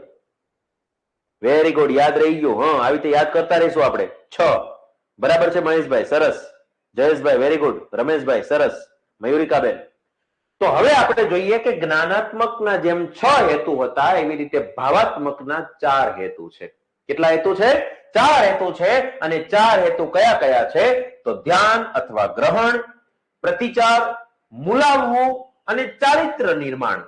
હવે તમે યાદ કરો, જ્યારે આપણે લેક્ચરમાં આજે શિક્ષણના હેતુઓની શરૂઆત કરતા જે પહેલો પ્રશ્ન પૂછ્યો હતો ત્યારે આ પ્રશ્ન આવ્યો હતો કે ચારિત્ર નિર્માણ હેતુ એ બ્લૂમ ટેક્સોનોમીના કયા ક્ષેત્રમાં સંકળાયેલ છે? તો આ ચારિત્ર નિર્માણ છે એ ભાવાત્મક ક્ષેત્રની અંદર જોડાયેલું છે. ભાવાત્મક ક્ષેત્રમાં એનો સમાવેશ થાય છે. અને આ ચારિત્ર નિર્માણ સિવાય મુલાવવું, પ્રતિચાર, ધ્યાન કે ગ્રહણ આ બધી વસ્તુ પણ આ ભાવાત્મક ક્ષેત્રમાં સંકળાયેલી છે. ચાલો પેલા બેઝિક વાત કરીએ, પછી આપણે ડિટેલ આપી દઈશું. પેલા તો ધ્યાન અથવા ગ્રહણ એટલે શું? તો બાળકો જ્યારે બેઠા હોય અને શિક્ષક એને ભણાવે છે તો એને ધ્યાનથી સમજવા પ્રયત્ન કરે, ધ્યાનથી સાંભળે, એ જે કે છે એ ગ્રહણ કરે. આ બધી વસ્તુ જે છે ને એ ભાવાત્મક ક્ષેત્રમાં આવે. બરાબર? એટલે સામેવાળો વ્યક્તિ છે એ જ્યારે ધ્યાનથી સાંભળે છે, એમને ગ્રહણ કરે છે, એમાંથી કંઈક શીખે છે, તો એને ધ્યાન અથવા ગ્રહણ થયું કહેવાય. બીજી વસ્તુ પ્રતિચાર. માની લો કે કોઈ વ્યક્તિ જે છે એ ધ્યાનથી સાંભળે છે, જોવે છે, ગ્રહણ કરે છે અને પછી એને એમ થાય છે કે મારે આવું કરવું છે. જેમ કે ઘણીવાર આપણા શિક્ષકો આપણને ભણાવતા હોય અને એને ભણાવતા એ ભાઈ ગમે મુદ્દો ભણાવતા, પણ તમને એમ લાગે કે વાહ મજા આવી ગઈ, હું એક દિવસ આની જેમ ભણાવીશ, તો એ પ્રતિચાર આપ્યો કહેવાય. ઘણી વખત તમે નાટક જોતા હોય અને તમને એવું થાય કે ભાઈ આવું મારે કરવું છે. કોઈને તબલા વગાડતા જોઈ જાઓ, એનું ધ્યાન કરો, એને ધ્યાનથી જોવો, એને ગ્રહણ કરો, પછી તમને એમ વિચાર આવે કે મારે તબલા વગાડવા છે, હું તબલા વગાડીશ. તબલા વગાડવા ઉપરથી તો કોમેડી થઈ જાય, પણ આ તો વાત છે. તબલા મને પેલું મગજમાં તબલા જ આવે, મને તબલા વગાડવાનો શોખ હતો. બરાબર, પણ અત્યારે એ થોડી કોમેડી વાળું વસ્તુ છે કે તબલા બોલવા અઘરા પડી જાય એમ છે. એટલા માટે આપણે ગિટાર વગાડવું એમ કહીએ, વાંસળી વગાડવું એમ કહીએ. તો નાટકમાં જોડાવું, કોઈ ક્રિયા સાથે જોડાવું, તો તમે જે ગ્રહણ કર્યું છે એના આધારે કોઈ પ્રતિચાર, એક્શન, બરાબર, એક્શન લ્યો છો તો એવો પ્રતિચાર આપવાનું કામ એ તમારો ભાવ થયો. બરાબર? તમે કોઈ કાર્યમાં જોડાવ છો, બરાબર, કોઈ સાંસ્કૃતિક કાર્યમાં જોડાવ છો, ત્યાં કામ કરો છો, તો એ પ્રતિચાર આપ્યો કહેવાય એને. બરાબર? તો આ થઈ પ્રતિચારની વાત. મુલાવવું. મુલાવવું નો મતલબ એવું થાય કે મૂલ્યો ધારણ કરવા.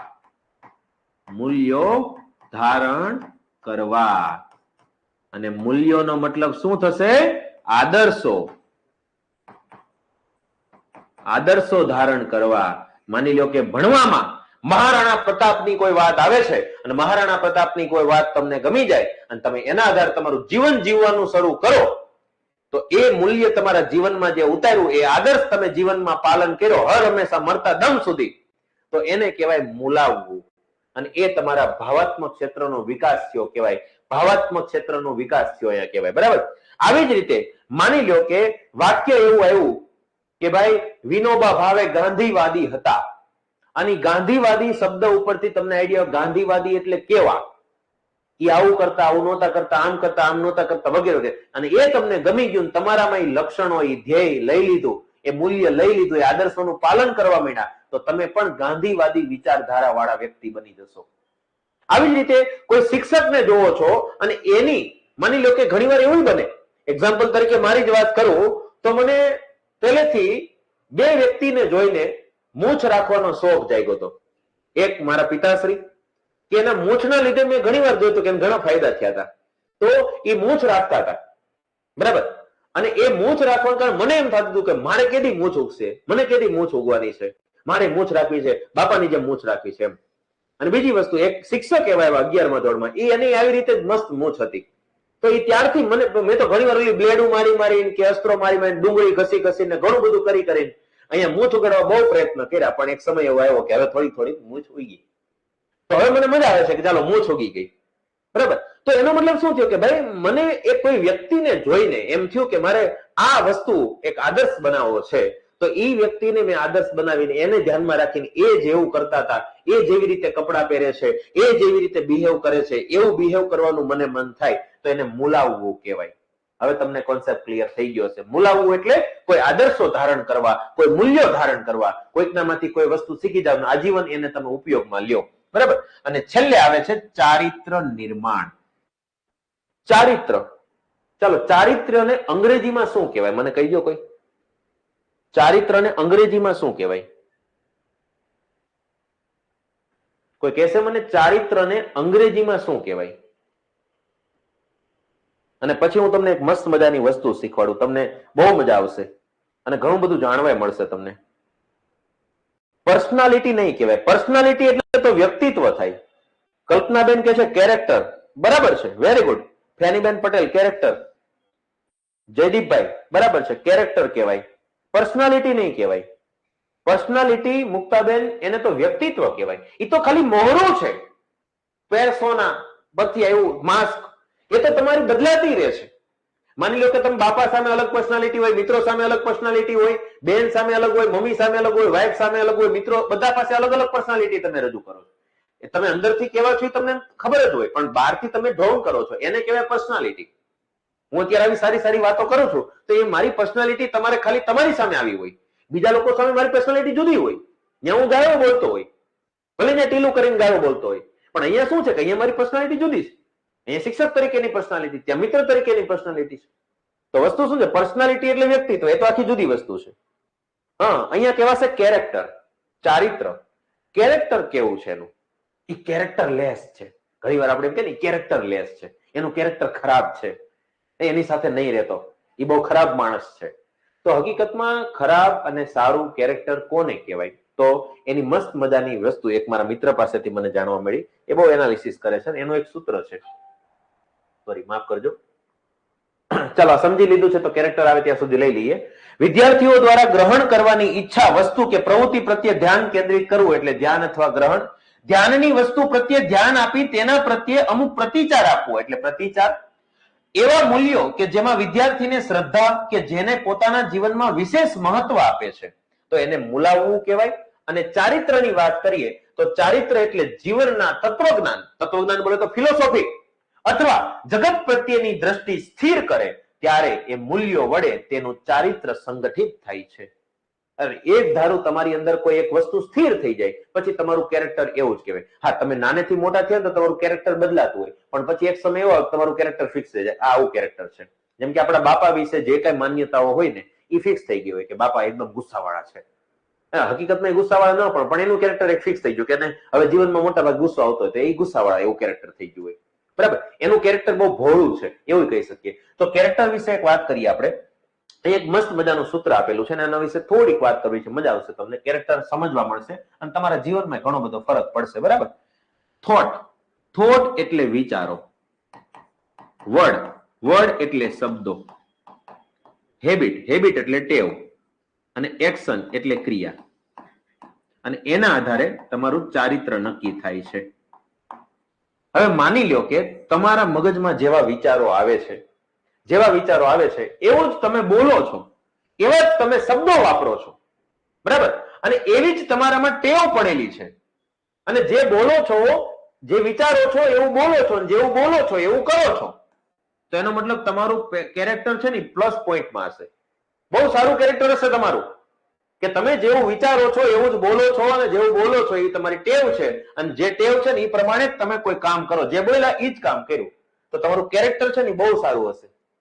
પણ ઘણી વખત એવું હશે કે તમારા વિચારો જુદા છે, એટલે તમે ઘણી વાર બોલો છો વિચારો પ્રમાણે પણ એવું કરતા નથી, બરાબર. એટલે મોટિવેશનલ સ્પીકર હોય ને એમાં આવું હોય કે જે બોલતા હોય એ કરતા ન હોય ઘણી વાર, તો એનું કેરેક્ટર થોડુંક નબળું કહેવાય. અને કેરેક્ટર ઉપર શંકા જાય, તમને ઘણી વખત એના ઉપર શંકાઓ જશે. જેમ કે નામ ન દેવું જોઈએ પણ ઘણા બધા નેતાઓ કે એના કેરેક્ટરમાં હંમેશા આપણને શંકા જાતી હોય, કેમ કે એના વિચારો પ્રમાણે ઘણી વાર બોલતા નથી અને બોલે છે એવું એ કરતા નથી. એટલા માટે એના કેરેક્ટર ઉપર આપણને શંકા જાય છે અને એનું કેરેક્ટર નબળું હોય.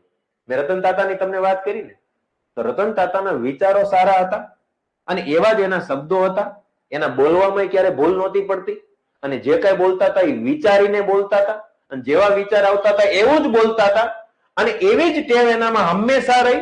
હેબિટ બની ગઈ એની એ વસ્તુ અને એવી જ ક્રિયાઓ કરતા હતા. જે બોલતા હતા એવું જ કરતા હતા એટલે આવડું મોટું કેરેક્ટર બન્યું. એનું ચારિત્ર આટલું મોટું શું કામ થયું? કેમ કે એ આવું કરતા હતા. ઘણીવાર કેરેક્ટર મોટા થાય તો નેગેટિવ કેરેક્ટર મોટા થાય. તો એવું નથી કે પોઝિટિવ કેરેક્ટર જ હંમેશા ફેમસ થાય, ઘણીવાર નેગેટિવ કેરેક્ટર ફેમસ થાય છે. તો નેગેટિવ કેરેક્ટરનું આ જ કામ છે કે એના વિચારો ખરાબ છે, તેના શબ્દો ખરાબ છે અને એની ટેવ ખરાબ છે, પણ જેવું વિચારે છે ને એવું જ કરે છે. જેમ કે હિટલર જેવું વિચારતો હતો એવા જે શબ્દો બોલતો હતો, ગળું ફાડી ફાડીને બોલતો હતો. એકવાર ભાષણ આપે ને તો સેના ડબલ થઈ જતી હતી, એવું બોલતો હતો. ભલે એ નેગેટિવ બોલતો હતો અને જેવું બોલતો હતો એવી એની ટેવ પડી ગઈ હતી, જેવું બોલતો હતો એવું કરીને દેખાડતો હતો, એટલે એનું કેરેક્ટર ઊંચું ગયું. અને હિટલરને આપણે યાદ કરીએ છીએ. એટલે તમારા કેરેક્ટરને સારું બનાવવું હોય તો જેવા વિચાર આવે છે એવું બોલો અને જો બોલો તો એવું જ કરો.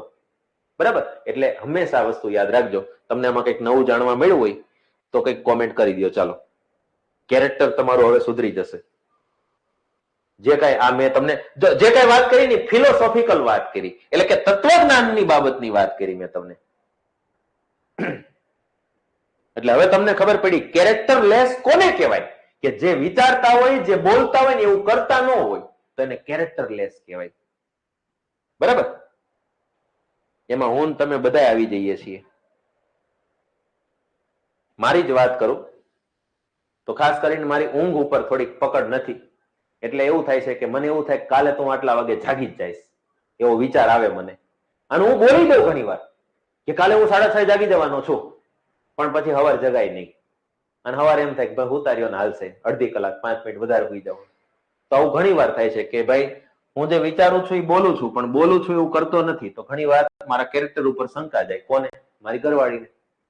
કે પછી જયારે હું એમ કહું ને કે કાલે હું 6:30 જાગી જવાનો છું, એટલે એમ કે તમે ભાઈ રહેવા દો ને, તમારથી એક તો જગાતું નથી, હું ખોટે ખોટું બકબક કરો છો.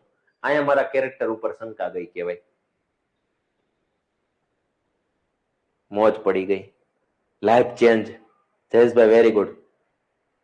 મતલબ અહીંયા જેટલા બેઠા છે, જેટલા મને સાંભળે છે, એમાં થોડો કોઈ ફરક પડશે, ભલે મારામાં ન પડે, કેમ કે હું તો મોટિવેશનલ સ્પીકર છું. હું એમ કહું કે સાપ આવે તો બ્રીધિંગ કરો, ઊંડા ઊંડા શ્વાસ લ્યો, ડરવાની કોઈ જરૂર નથી. તમે બ્રીધિંગ કરશો તો તમારું તાપમાન નહીં વધે, તમારું તાપમાન નહીં વધે તો સાપ તમને જોઈ નહીં શકે, તો તમને સાપ નહીં કરડે. આવું હું બોલું, પણ અહીંયા સાપ નીકળો હોય તો ચાલુ લેક્ચરે હું તો ભાગી જાઉં. બરાબર? એ લાઈવ તેલ લેવાઈ ગયું, પેલા ભાગો અહીંથી. તો મોટિવેશનલ સ્પીકર નું કામ એવું જ હોય કે ભાઈ તમને 4 વ્હીલ ના સપના દેખાડે, મર્સિડીઝ ના સપના દેખાડે, પ્લેનમાં ઉડાડતા કરી દે, પછી છેલ્લે સેમિનાર પતે સ્કૂટર લઈને જતો હોય. તો એનું કામ એવું છે. એટલે તમને સલાહ આપવી કામ મારું છે. હવે એનું પાલન તમે કરશો તમારું કેરેક્ટર મોટું થાય. બરાબર? ચાલો, તો ભાવાત્મક ક્ષેત્રના 4 હેતુ, જ્ઞાનાત્મક ક્ષેત્રના 6 હેતુ. ભાવાત્મક ક્ષેત્રના 4 હેતુ કયા કયા? ચાલો રિપીટ કરીએ. બધા મનમાં નહીં બોલતા, બોલજો, શબ્દો લાવજો. તમારા કેરેક્ટર સારું કરો. ધ્યાન અથવા ગ્રહણ, પ્રતિચાર આપવો, મુલાવવું અને ચારિત્રનું નિર્માણ. આ 4 પ્રકારના જે સામાન્ય હેતુ, મુખ્ય હેતુ જે છે એનો સમાવેશ ભાવાત્મક ક્ષેત્રમાં થાય છે. અને ત્યારબાદ ત્રીજું અને છેલ્લું ક્ષેત્ર આપણે ભણીએ અને એ છે ક્રિયાત્મક ક્ષેત્રના હેતુઓ. કે ભાઈ તમારો ગોલ શું છે? તો આને આ બાળકોને તમારા વિષય ભણવાથી કેટલીક ક્રિયાઓ કરતા આવડવી જોઈએ. જેમ એની ભાવનાઓનો વિકાસ થયો, એના જ્ઞાનનો વિકાસ થયો, એવી કેટલીક ક્રિયાઓનો પણ વિકાસ થવો જોઈએ. કે તમે પછી કોઈ પણ વિષય ભણાવતા હોય, બરાબર, એની કેટલીક ક્રિયાઓ કરતા આવડવી જોઈએ. જેમ કે ગુજરાતી ભણાવે છે તો કમસે કમ એને લખતા આવડી જાય ને તો એના ક્રિયાત્મક ક્ષેત્રના વિકાસ થયો એમ કહેવાય. લખવું એ એક ક્રિયા છે, ચિત્ર દોરવું એક ક્રિયા છે, ચાર્ટ દોરવો એક ક્રિયા છે. બરાબર? તો આવી જુદી જુદી ક્રિયાઓ, રચના દોરવી, આકૃતિ દોરવી, ચાર્ટ દોરવો, ટેબલ દોરવું, તરતા શીખવું, રમતા શીખવું, બરાબર, વોલીબોલ રમતા શીખવું. સોરી, આને વોલીબોલ ને આને શું કહેવાય? આમ કરે ને, મારે ગજની જેવું આજે તો થઈ ગયું છે. બરાબર? આને શું કહેવાય? બેડમિન્ટન. હા, બેડમિન્ટન કહેવાય. બરાબર? તો મતલબ ફૂલ રેકેટ. તો વોલીબોલ તો અલગ જ આવે, એને તો ખાલી આમ કરવાનું હતું મારે. તો મતલબ આવી જુદી જુદી રમતો રમવી, કોઈ કૌશલ્ય તમારી અંદર આવે છે તો એને આપણે ક્રિયાત્મક ક્ષેત્રમાં સમાવેશ કરીએ છીએ. તો બાળકોના ક્રિયાત્મક પાસામાં પણ વિકાસ થવો જોઈએ. જેમ કે અહીંયા વાત કરી કે ભાઈ ક્રિયાત્મક ક્ષેત્રના હેતુઓ વિદ્યાર્થીની શારીરિક ક્રિયાઓ અને કૌશલ્યો સાથે સંબંધ ધરાવે. કૌશલ્યો એટલે જુદી જુદી સ્કિલ. એને ચિત્ર દોરવાની ગજબ સ્કિલ છે, એને વાર્તા લખવાની ગજબ સ્કિલ છે, એના અક્ષર એકદમ મરોડાર નીકળે છે. તો આ બધી જુદી જુદી સ્કિલ છે. અને શારીરિક ક્રિયાઓ, સૂર્ય નમસ્કાર કરતા આવડી જાય ને તો એના ક્રિયાત્મક પાસામાં ફેરફાર થયો એમ કહેવાય. બરાબર. તો આ વાત થઈ ગઈ ક્રિયાત્મક ક્ષેત્રની. અહીંયા ચોખ્ખી વાત કરી છે કે વ્યક્તિના વ્યવહારનું ક્રિયાત્મક પાસું એટલે ગતિવાહી કૌશલ્ય, કે જે કૌશલ્યમાં કઈ ક્રિયા થતી હોય એને ગતિવાહી કૌશલ્ય કહેવાય. તે પ્રકારની અન્ય ક્રિયાઓ કે જેના માટે વ્યક્તિની માંસપેશીઓ અને અંગની ગતિઓમાં દ્રષ્ટિગોચર થતું હોય. માંસપેશીઓ અને અંગોની દ્રષ્ટિગોચર એટલે કે માંસપેશીઓ હલાવતા આવડી જાય. જેમ કે આમ કરીને આમ કરતા આવડી ગયું તો એનામાં ક્રિયાત્મક પાસાનો, કેમ કે આ માંસપેશી આમ હલાવી તો આ બધા ન હલાવી શકે. આમ જો આ વેવ કેટલું મસ્ત ઉત્પન્ન થાય. અને હું કઈ બ્રેક ડાન્સ કહેવાય ને, બ્રેક ડાન્સ કરતા હું એક વખત શીખ્યો હતો. બરાબર. તો એનો મતલબ શું થયો કે એના માંસપેશી અને અંગોની ગતિમાં જે દ્રષ્ટિગોચર થાય છે, જે આખી ખલબલી મચે છે, એને ક્રિયાત્મક પાસું કહેવાય. હવે જો આપણે વાત કરીએ ક્રિયાત્મક ક્ષેત્રના સામાન્ય હેતુઓ. ક્રિયાત્મક ક્ષેત્રના સામાન્ય હેતુઓ કયા કયા છે, એને શું આવડી જાય તો આપણે એમ કહીએ કે ક્રિયાત્મક ક્ષેત્રમાં વિકાસ થયો. જેમ કે પ્રયોગના સાધનો યોગ્ય રીતે ગોઠવતા આવડી જાય, પ્રયોગશાળામાં સાધનો યોગ્ય જગ્યાએ ગોઠવતા આવડી જાય, સરળતાથી વાંચી શકાય તેવું એ લખતા આવડી જાય. જો અહીંયા વાંચવું એ ક્રિયાત્મક પાસું નથી, પણ લખવું એ છે. પણ કેવી રીતે કે સરળતાથી વાંચી શકાય એવું લખતા આવડી જાય ને તો પણ ક્રિયાત્મક ક્ષેત્રનો હેતુ સિદ્ધ થયો એમ કહી શકાય. આકૃતિની ચોકસાઈપૂર્વક તૈયાર કરી શકે, ગણિતના દાખલાઓ ચોકસાઈપૂર્વક ગણી શકે. જો અહીંયા શું છે, આકૃતિઓ તૈયાર કરવી, દાખલાઓ ગણવા, આ જુદી જુદી ક્રિયાઓ છે. નૃત્ય સારી રીતે કરી શકે, જેમ કે હમણાં મેં જે નૃત્ય કર્યું તે. બરાબર. તો નૃત્ય કરતા આવડી જાય, વિવિધ પ્રવૃત્તિઓમાં નવા માર્ગોનું સર્જન કરતા આવડી જાય. બરાબર. આ કઈક ને કઈક ક્રિયા. જો સાયકલ કે મોટર ચલાવવામાં કૌશલ્ય દાખવવું, બરાબર, સ્ટન્ટ મારી શકે એવા, તરવામાં શરીરનું યોગ્ય રીતે હલનચલન કરતા આવડી જાય, યાંત્રિક સાધનોમાં કુશળતાપૂર્વક અને સલામતપૂર્વક એને વાપરતા આવડી જાય. બરાબર. ત્યારબાદ વાત કરીએ તો કમ્પ્યુટર કુશળતાપૂર્વક ચલાવતા આવડી જાય. કમ્પ્યુટર ચલાવતા આવડી જાય ને તો એના ક્રિયાત્મક ક્ષેત્રના હેતુ સિદ્ધ થયા એમ કહેવાય. તો અહીંયા એટલી જ વસ્તુ યાદ રાખવાની, કોઈ ક્રિયા આવે, બરાબર, કોઈ પણ ક્રિયા આવે ત્યારે યાદ રાખવાનું એ ક્રિયાત્મક પાસામાં સમાવેશ થાય. બરાબર. કોઈ પણ ક્રિયા, એમાં ગણિતની 4 મૂળભૂત ક્રિયા આવી જાય, સરવાળો, બાદબાકી, ગુણાકાર, ભાગાકાર કરતા આવડી જાય ને તોય એના ક્રિયાત્મક પાસામાં વધારો થયો એમ કહેવાય. બરાબર. આ વસ્તુ યાદ રાખવાની છે. તો આ આપણે બ્લૂમ ટેક્સોનોમીના 3 જે ક્ષેત્ર હતા, જ્ઞાનાત્મક, ભાવાત્મક અને ક્રિયાત્મક, આના વિશે આપણે ચર્ચા કરી. આમાં જેટલી ક્રિયાઓ છે બધું જ આવે છે, એટલે અહીંયા અલગ અલગ ઘણું બધું યાદ રાખી શકો. આના સિવાય પણ ઘણું બધું આવી શકે. જ્યારે જ્ઞાનાત્મકની અંદર ટોટલ 6 હેતુઓ હતા, આપણા જે મુખ્ય હેતુ હતા એની અંદર, અને ભાવાત્મકની અંદર 4 હેતુઓનો સમાવેશ થતો હતો. આટલી વસ્તુનું નોલેજ આપણે આજે મેળવવાનું હતું. અને જો આ તમે બરાબર રીતે મેળવવું હશે તો હવે પછી જે 10-12 પ્રશ્નો હું તમને પૂછવાનો છું એના તમને જવાબ આવડી જશે. પણ આટલી વસ્તુ ક્લિયર હોય તો એક વખત ડન લખીને મોકલી આપો, અથવા રેડી લખીને મોકલી આપો, એટલે આપણે હવે બાકાજી બોલાવી દઈએ.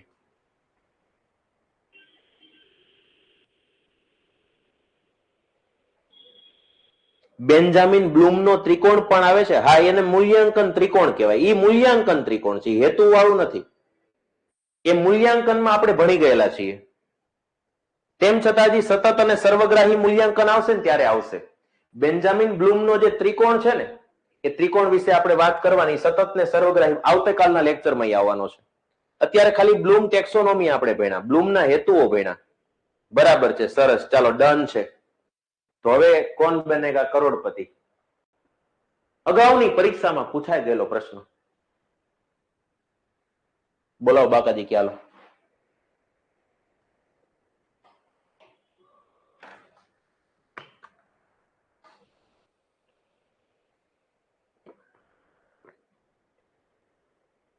સંગીતાબેન કહી રહ્યા છે મજા પડી ગયા છે. મેં તમને ગ્રુપમાં જ લખીને મોકલ્યું હતું ને, આજે મજા આવવાની છે, કેમ કે આજે તમારા ચારિત્રમાં ફેરફાર થવાનો છે. લે, ભાવનાબેન કેમ બી કયો છો તમે? બી કેમ કીધું? સર્જન વિક્રમસિંહ બાપુ, બાપુનો જવાબ આવી ગયો છે એ. બાકીના બધા જ મિત્રો કૃષ્ણાબેન, ભાવિનભાઈ, રીનાબેન, નિધિબેન, તૃપ્તિબેન, પલકબેન બધાનો જવાબ એ છે. આપણે કીધું તું કે ભાઈ નિમ્ન સ્તર પૂછાય, નિમ્ન સ્તર, તો એમાં આપણે યાદ રાખવાનું હતું જ્ઞાન. અને જ્યારે ઉચ્ચ સ્તર પૂછાય, ઉચ્ચ સ્તરે કઈ વસ્તુ આવે છે, કયો હેતુ આવે છે, તો એમાં આપણે યાદ રાખવાનું હતું મૂલ્યાંકન. અહીંયા આપણને પ્રશ્નમાં શું પૂછ્યું છે કે બ્લૂમ વર્ગીકરણ, જો કીધું ને વર્ગીકરણ ટેક્સોનોમી અનુસાર નીચેના પૈકી કઈ ક્રિયા બાકીનાથી ઉચ્ચ સ્તરે આવશે, તો ઉચ્ચ સ્તર આવે ત્યારે હંમેશા શું યાદ રાખવાનું છે? મૂલ્યાંકન. કે જ્ઞાન સંપૂર્ણ રીતે તમે ઘોળીને પી ગયા હોય ને તો જ તમને તમારું મૂલ્યાંકન કરતા આવડે, તમારા જ્ઞાનનું મૂલ્યાંકન કરતા આવડે. બરાબર, આ વસ્તુ યાદ રાખજો. આના કરતા વધારે સારું શું છે? આના કરતા થોડું સોરી, નિમ્ન સ્તરમાં જ્ઞાન, એના કરતા વધારે સમજ, એના કરતા વધારે ઉપયોજન અથવા ઉપયોગ, અને પછી આગળ બધું આવે. સૌથી સારામાં સારું કોણ આવશે? મૂલ્યાંકન. કઈ વાંધો નહીં, બીજા સવાલમાં ખેંચી લેજો માર્ક. હા, નિમ્નમાં જ્ઞાન આવશે ને ઉચ્ચમાં મૂલ્યાંકન આવશે. એટલે જ્ઞાનાત્મક ક્ષેત્રના બે હેતુ તો તમને યાદ રહી ગયા. જો અહીંયા ગણિત શિક્ષણ લખ્યું ને, ગુજરાતી શિક્ષણ ચાલે. અહીંયા કોઈ પણ વિષય ચાલે. અહીંયા કોઈ પણ વિષય ચાલે. કોઈ પણ વિષયના શિક્ષણમાં સમજના હેતુઓને દર્શાવવા કયા ક્રિયાપદનો ઉપયોગ થાય છે? પાછો બધાનો જવાબ એ જ છે. ઉદાહરણ આપે. વેરી ગુડ, સરસ.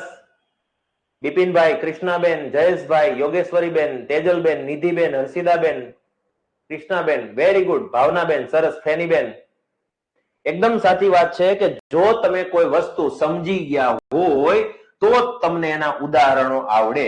મેં તમને એક્ઝામ્પલ આપ્યું હતું, ઉદાહરણ પણ આપ્યું હતું કે ભાઈ જો એને ગતિની ખબર પડી ગઈ, સૂર્ય ગતિની, તો એ જુદા જુદા ઉદાહરણો આપી શકે. તો ઉદાહરણ આપતો થઈ ગયો એનો મતલબ કે એને એ કોન્સેપ્ટ ક્લિયર થઈ ગયો.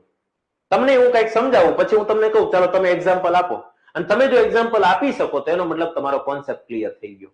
એટલે સમજ મળી ગઈ તમને. તો અહીંયા રાઈટ આન્સર કયો આવશે? ઉદાહરણ આપે. આ બધા જ સવાલો પરીક્ષામાં 2023માં પૂછાઈ ગયેલા છે. ચાલો, શું લાગે છે આમાં શું જવાબ આવશે?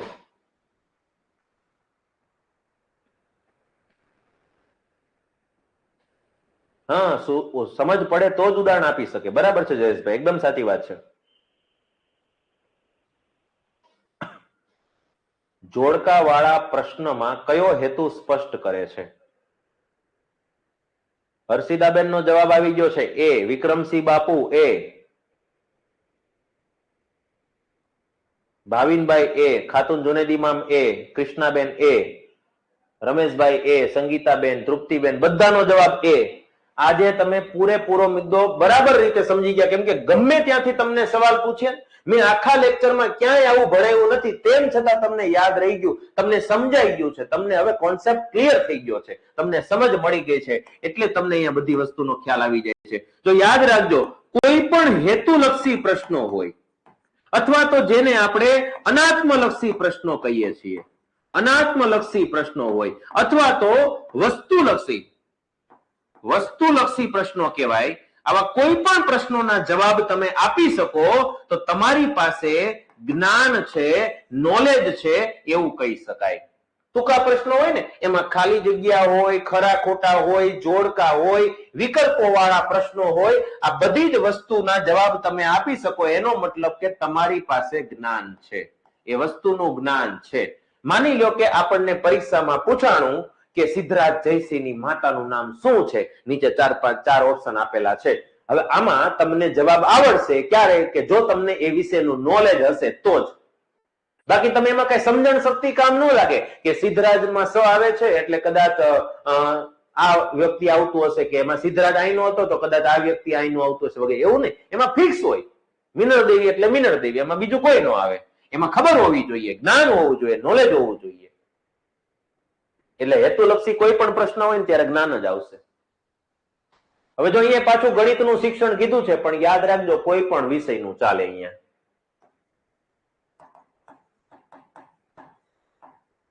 કોઈ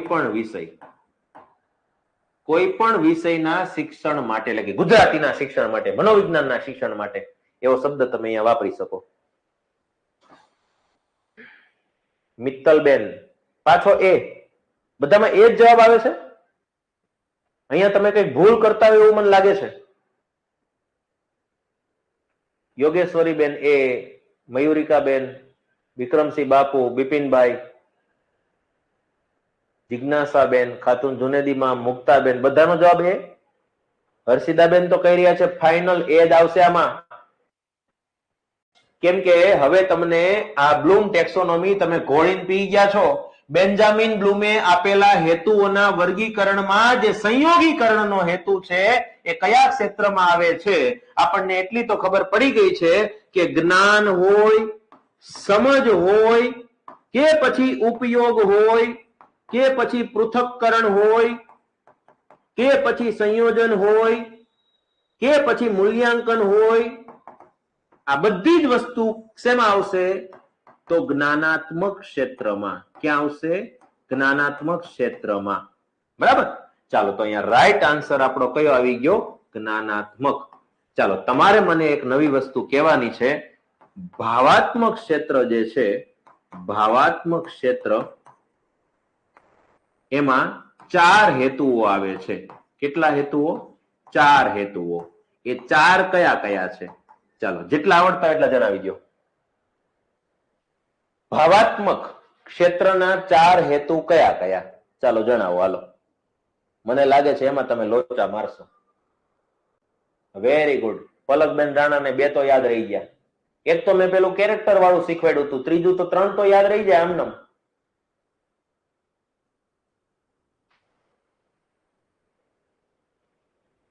ચાલો, જેને જેટલા આવડી જવાબ આપો. દક્ષાબેને તો 4 કહી દીધા. વેરી ગુડ, સરસ, યાદ રહી ગયું. હવે તમને જ્ઞાન મળી ગયું, સમજ મળી ગઈ, ઉપયોગ કરતા આવડી ગયું તમને એનો. વેરી ગુડ, સરસ સરસ. શકુંતલાબેન બરાબર છે. પલકબેન, પહેલી જ વસ્તુ તો આપણે ભણ્યા હતા ધ્યાન અથવા તો એને ગ્રહણ કહેવાય.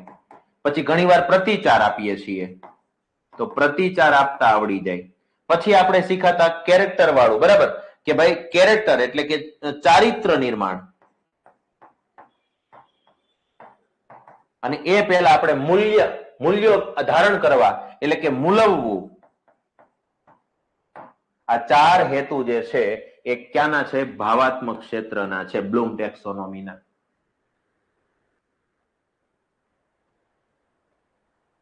આ પ્રશ્ન જે છે ને એ લગભગ 5 પેપરમાં હતો. કેટલા પેપરમાં?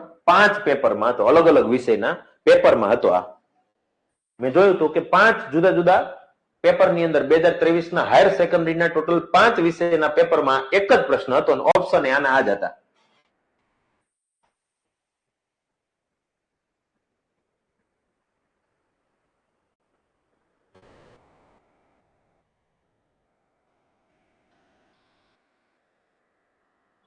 ચાલો જણાવી દો. બી, ખાતુન જુનેદીમાં બી કહી રહ્યા છે.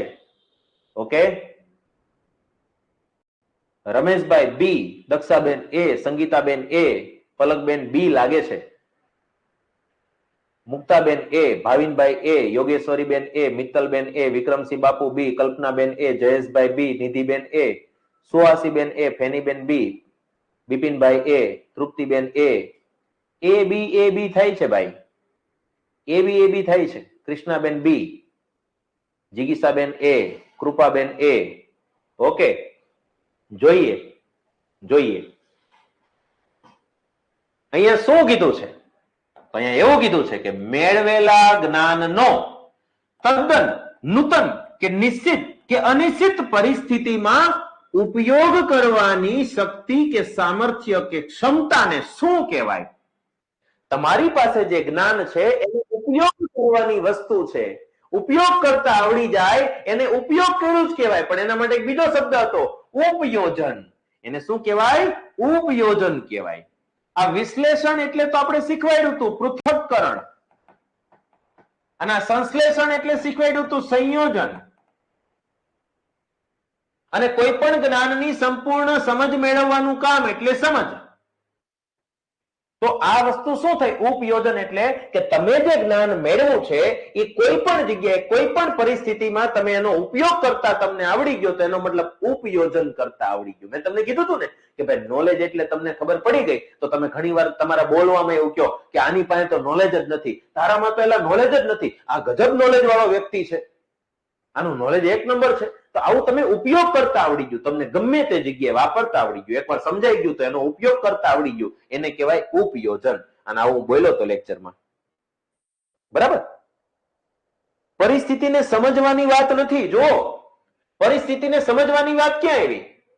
પરિસ્થિતિમાં ઉપયોગ કરવાની વાત આવી છે. પરિસ્થિતિને સમજવાની વાત હોત તો હું 100% જ્ઞાનની સમજ કહેત, પણ પરિસ્થિતિમાં ઉપયોગ કરવાની વાત થઈ રહી છે અહીંયા.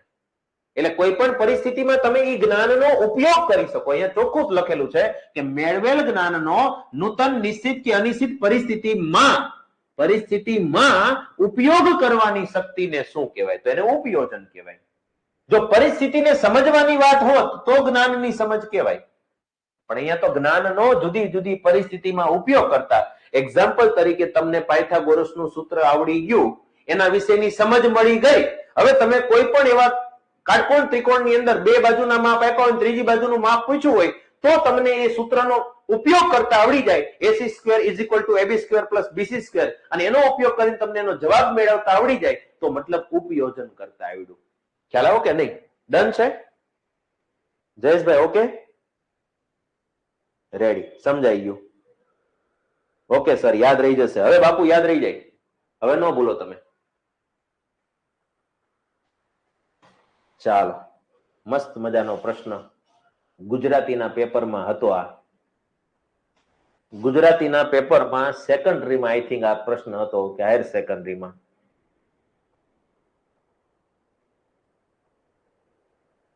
કેટલા પ્રશ્નો આના પૂછાઈ ગયેલા છે? ભાવિનભાઈનો જવાબ આવી રહ્યો છે ડી. ઓકે,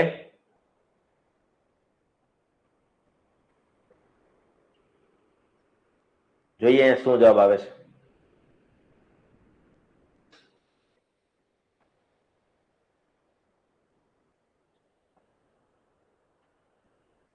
કલ્પનાબેન તો બી કહી રહ્યા છે, મિત્તલબેન તો એ કે છે, જિગીસાબેન ડી કે છે, સંગીતાબેન એ કે છે, હર્ષિદાબેન બી કે છે. વાહ, મજા આવી. સમજણ પડી હશે તમને ભાવાત્મક ક્ષેત્રની તો તમને આઈડિયા આવશે. મુક્તાબેન એ કે છે, ખાતુન જુનેદી મામ એ કે છે, રીનાબેન વાઘેલા બી, બાપુ ડી, શકુંતલાબેન એ, પ્રતીક્ષાબેન એ. વેરી ગુડ, મોજ આવી ગઈ. જયેશભાઈ ડી.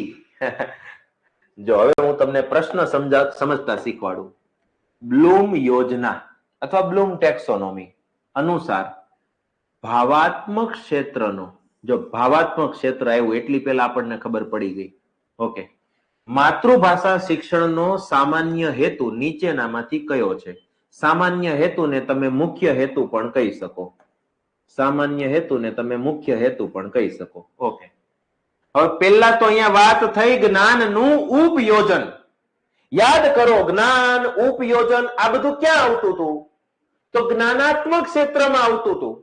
ભાવાત્મક ક્ષેત્રમાં ક્યાં આવતું હતું? આ જ્ઞાનાત્મક ક્ષેત્રના આપણા 5 હેતુ છે.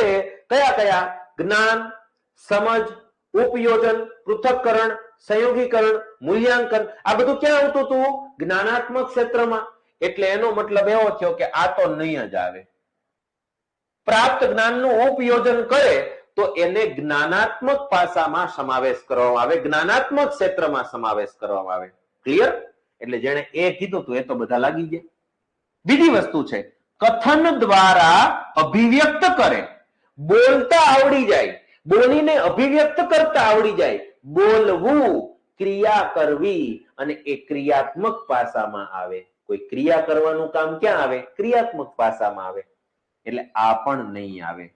આ હું તમને કહી દઉં, આ જ્ઞાનાત્મક પાસામાં આવશે, આ ક્રિયાત્મક પાસામાં આવશે. હવે આની વાત કરીએ. લેખન દ્વારા અભિવ્યક્ત કરે. લખતા આવડી જાય છે ને, લખતા આવડી જવું, લખવું કયું પાસું આવશે? ક્રિયાત્મક. અને અહીંયા શું કીધું કે સાહિત્ય કૃતિઓનો આનંદ મેળવે. આનંદ, પ્રેમ, લાગણી, કૃપા, આ બધું ક્યાં હતું? ભાવનામાં હતું, ભાવાત્મક પાસામાં. મેં કીધું તું ને ભાવ, કે ભાઈ 1 કિલો ચોખાનો ભાવ કેટલો છે એ નથી જોવાનું, પણ આ મમ્મીને એના છોકરા પ્રત્યે ભાવ કેવો છે, લાગણી કેવી છે, તો એને ભાવ કહેવાય. ભાવાત્મક પાસામાં જુદા જુદા ભાવ આવે. તો તમને આ આનંદ જોઈને જ ખબર પડી જાય કે આનંદ મેળવે છે, બરાબર? તો આનો સમાવેશ ભાવાત્મક પાસામાં થાય. ક્લિયર? ડન છે? સમજાઈ ગયું બધાને? હા, માનું કીધું તું ને. ડન છે, ડન છે, સરસ. જો બોલવું, લખવું એ બધી ક્રિયાઓ છે. જ્ઞાન ને ઉપયોજન એ તો જ્ઞાનાત્મક પાસામાં આવે. તો વધુ કયું? સાહિત્ય કૃતિઓનો આનંદ મેળવે. ભાવની વાત થઈ, ભાવનાની વાત થઈ. ભાવનાબેન નો જવાબ પાછો સાચો હતો કે ખોટો હતો? આપણી વચ્ચે ભાવનાબેન છે. ભાવનાબેન, તમને ભાવાત્મક પાસું યાદ રહી જવું જોઈએ. તમારા નામમાં તમારું પાસું રહેલું છે, ક્ષેત્ર. બરાબર છે, ડન છે, સમજાઈ ગયું. હવે તમને કોઈ પણ પ્રશ્ન ગમે ત્યાંથી પૂછે ને હવે તમને આવડી જાય. કેમ કે કદાચ જેટલો કોન્સેપ્ટ આપણે અધૂરો રહી ગયો હતો ને સમજવામાં, એ હવે પ્રશ્નોમાં સમજાતો જાય છે કે ભાઈ આવો પ્રશ્ન પૂછે તો આપણે કઈ રીતે એને હેન્ડલ કરવો, એ તમને સમજાતું થઈ ગયું. એટલે કદાચ હવે આની બહારનો પ્રશ્ન પૂછી નાખે ને તો બ્લૂમ ટેક્સોનોમી હવે તમને ન ભૂલાય. બરાબર? બ્લૂમ ટેક્સોનોમી નો 1 માર્ક તમારે નહીં જાય, ઈ પાકું. હવે સમજ પડી ગઈ તમને?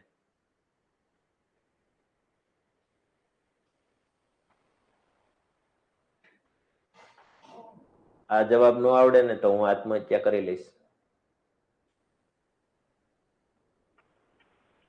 આમાં કોઈ એક વ્યક્તિ ખોટો જવાબ આપીને દેખાડે ને તો હું આત્મહત્યા કરી લઈશ. Bhavinbhai D, Rasidaben D, Sangitaben D, Mayurikaben D, Dakshaben D, Tejalben D. ભૂલથી કોઈ ટાઈપિંગ મિસ્ટેક કરતા નહીં, મને મારતા નહીં કોઈ. પ્રતીક્ષાબેન ડી. હા, આના વિશે તો આપણે ભણ્યા કે ભાઈ હેતુલક્ષી શિક્ષણનો પ્રચાર કોણે કર્યો? તો અમેરિકાની શિકાગો યુનિવર્સિટીમાંથી 1956 માં આવેલા બેન્જામિન સેમ્યુઅલ બ્લૂમે. બરાબર? તો ડોક્ટર બેન્જામિન બ્લૂમ. હવે મને એનું નામ બામ બધી ખબર પડી ગઈ છે. નામ, અટક, બાપાનું નામ બધું આવડે છે. બરાબર? હવે વિચાર કરો કે આ જ પ્રશ્ન તમને આ બધું ભણાવ્યા પહેલા મેં પૂછ્યો હોત તો શું તમને આવડત? નહીં. કેમ કે આ આપણને હવે ખબર પડી કે હેતુલક્ષી શિક્ષણ કરે એમાં હેતુવાળી વાત બધી આણે કરી હતી. બાકી તમે વિચાર કરો, તમે મજા આવી ટીક કરીને આવત આમાં. તમને લગભગ આમાંથી જવાબ બેન્જામિન એસ બ્લૂમ ન પણ ખબર હોય. આ તો ભણી ગયા પછી આ પ્રશ્ન આપણને એકદમ મામૂલી લાગે છે. બરાબર? એટલે ભણ્યા પહેલા આવો પ્રશ્ન આવ્યો હોત ને ક્યાંક તો આપણે 100% હું કન્ફ્યુઝ થાવ. હું ન ભણ્યો હોય ને આવું બધું તો હું કન્ફ્યુઝ થાવ. કેમ કે વૈજ્ઞાનિકો, મનોવૈજ્ઞાનિકોનો ઢગલો થયો મનોવિજ્ઞાનમાં. કંટાળા છીએ એના નામથી. કેમ કે કોઈનું નામ રમેશભાઈ, સુરેશભાઈ નથી. બધા આમ કિલ પેટ્રિક ને જોન ડ્યુઈ ને એવા બધા નામ છે. એટલે આપણે યાદ રાખવા અઘરા પડે છે. હમણાં રમેશભાઈ, સુરેશભાઈ એવું જ ને તો આપણે આપણા સંબંધીઓ હારે જોડ દીધા હોત એને. બરાબર? એટલે આ વસ્તુ યાદ રાખજો. સિગમન્ડ ફ્રોઈડ.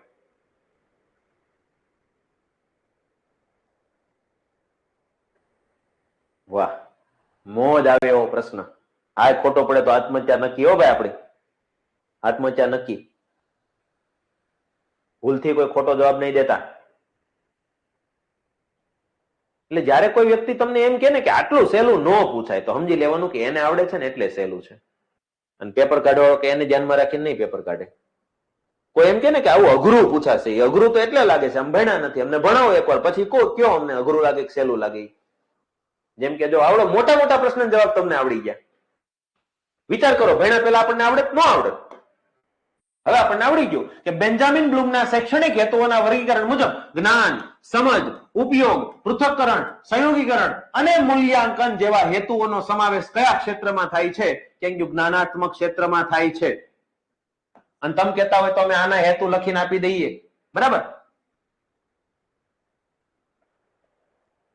એનો એ પ્રશ્ન આવ્યો. હા,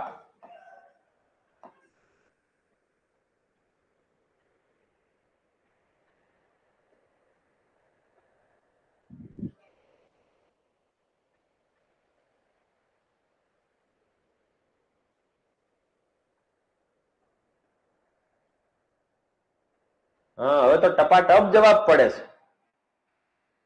યાદ આવ્યું તમને?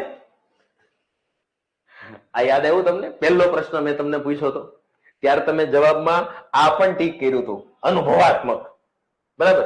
હવે આપણને ખબર પડી કે ભાઈ આમાં તો ત્રણ જ આવે, જ્ઞાનાત્મક, ભાવાત્મક અને ક્રિયાત્મક. બરાબર.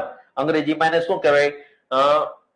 કોગ્નિટિવ, અફેક્ટિવ અને સાયકોમોટર કહેવાય એને. અનુભવાત્મક, એક્સપેરિમેન્ટલ અહીંયા ક્યાંય આવવાનું નથી. એટલે કે ત્રણ જ પાસાનો સમાવેશ થાય છે. આ પાસો ક્યાંય આવતો નથી, આનો સમાવેશ થતો નથી. પણ તમે જયારે પહેલો પ્રશ્ન ટીક કર્યો ત્યારે તમને ખબર હતી? નહોતી ખબર. એટલે તમે જવાબમાં અનુભવાત્મક ચારિત્રનું નિર્માણ ક્યાં ટીક કર્યું હતું? અનુભવાત્મક. ચારિત્રનું નિર્માણ ક્યાં આવે? ભાવાત્મકમાં. બરાબર. હવે તમને કોન્સેપ્ટ ક્લિયર થઈ ગયો છે.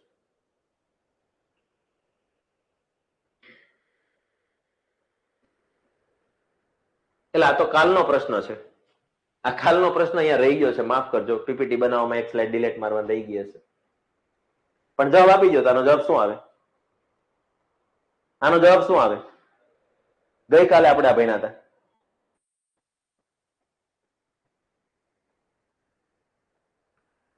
સર આટલું ડિટેલમાં તો આ ટોપિકની ખબર જ નહોતી. રીનાબેન વાઘેલા, પણ મજા આવી કે નહીં? હા, હવે તમને આવડી ગયું છે. કાલે તો બધા વર્ણાત્મક કરતા હતા, આજે ખબર પડી ગુણાત્મક આવે. ક્રમાંકસર, સંખ્યાત્મક, વર્ણાત્મક, આલેખ દ્વારા આ રીતે થાય. ચાર પ્રકારે. ગુણાત્મક પ્રકારે ન થાય ક્રમ માપદંડ. પ્રશ્નો પણ એના એ જ રહી ગયા છે. આના મેન્સના પ્રશ્નો હું તમને પછી આપી દઈશ. બરાબર. ચાલો, તો કેવું લાગ્યું બ્લૂમ ટેક્સોનોમી? મને ખાલી એટલું કહી દો કે ભાઈ 50 માર્કનું પેપર હોય તો મને બ્લૂમ ટેક્સોનોમીમાંથી તમે કેટલા માર્ક આપશો? આજના લેક્ચરમાં 50 માર્કનું પેપર હતું, 50 માર્કનો આજનો લેક્ચર હતો, તો તમે વખાણ કરો માર્ક આપીને. ચાલો, કે 50 માંથી તમે કેટલા આપશો આજના લેક્ચરને? હર્ષિદાબેન 50 માંથી 50 આપી રહ્યા છે. 50 માંથી 50. વેરી ગુડ, મજા આવી. ખૂબ સરસ, સારી રીતે યાદ રહી ગયું. 50 mark, mind blowing. Good. Shakuntalaben good, 50 માંથી 50. વખાણ કરવા ખાતર નહીં કરો, તમારી અંદર જે છે એ બહાર કાઢો. તમારી જગ્યાએ હું હોત ને તો એમ કે 50 માંથી હું 51 માર્ક આપીશ. હા, પ્રતીક્ષાબેને 51 કીધા. થેન્ક યુ વેરી મચ પ્રતીક્ષાબેન, આભાર આપનો, મજા આવી ગઈ. 1 માર્ક અમને દાંત કઢાવ્યો એના, અને 50 માર્ક અમને જે જ્ઞાન આપ્યું એના. બરાબર. તો આજના 51 માર્કનો આ લેક્ચર હતો, મજા આવી ગઈ.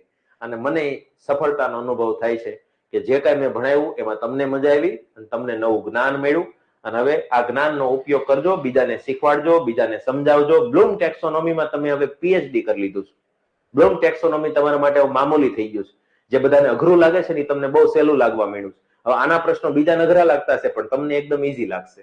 બરાબર. તો આ જ્ઞાન આપવા બદલ તમે સૌ મારો આભાર માની રહ્યા છો, મને ગમી રહ્યું છે. બરાબર. તો ફરી પાછા આવતીકાલે 9 વાગે મળશું એક મસ્ત મજાના ટોપિક સાથે, મસ્ત મજાના જ્ઞાન સાથે. કાલે આવવાનું ભૂલતા નહીં. ત્યાં સુધી દરેક મિત્રોને શુભરાત્રી. જય હિન્દ, જય ભારત.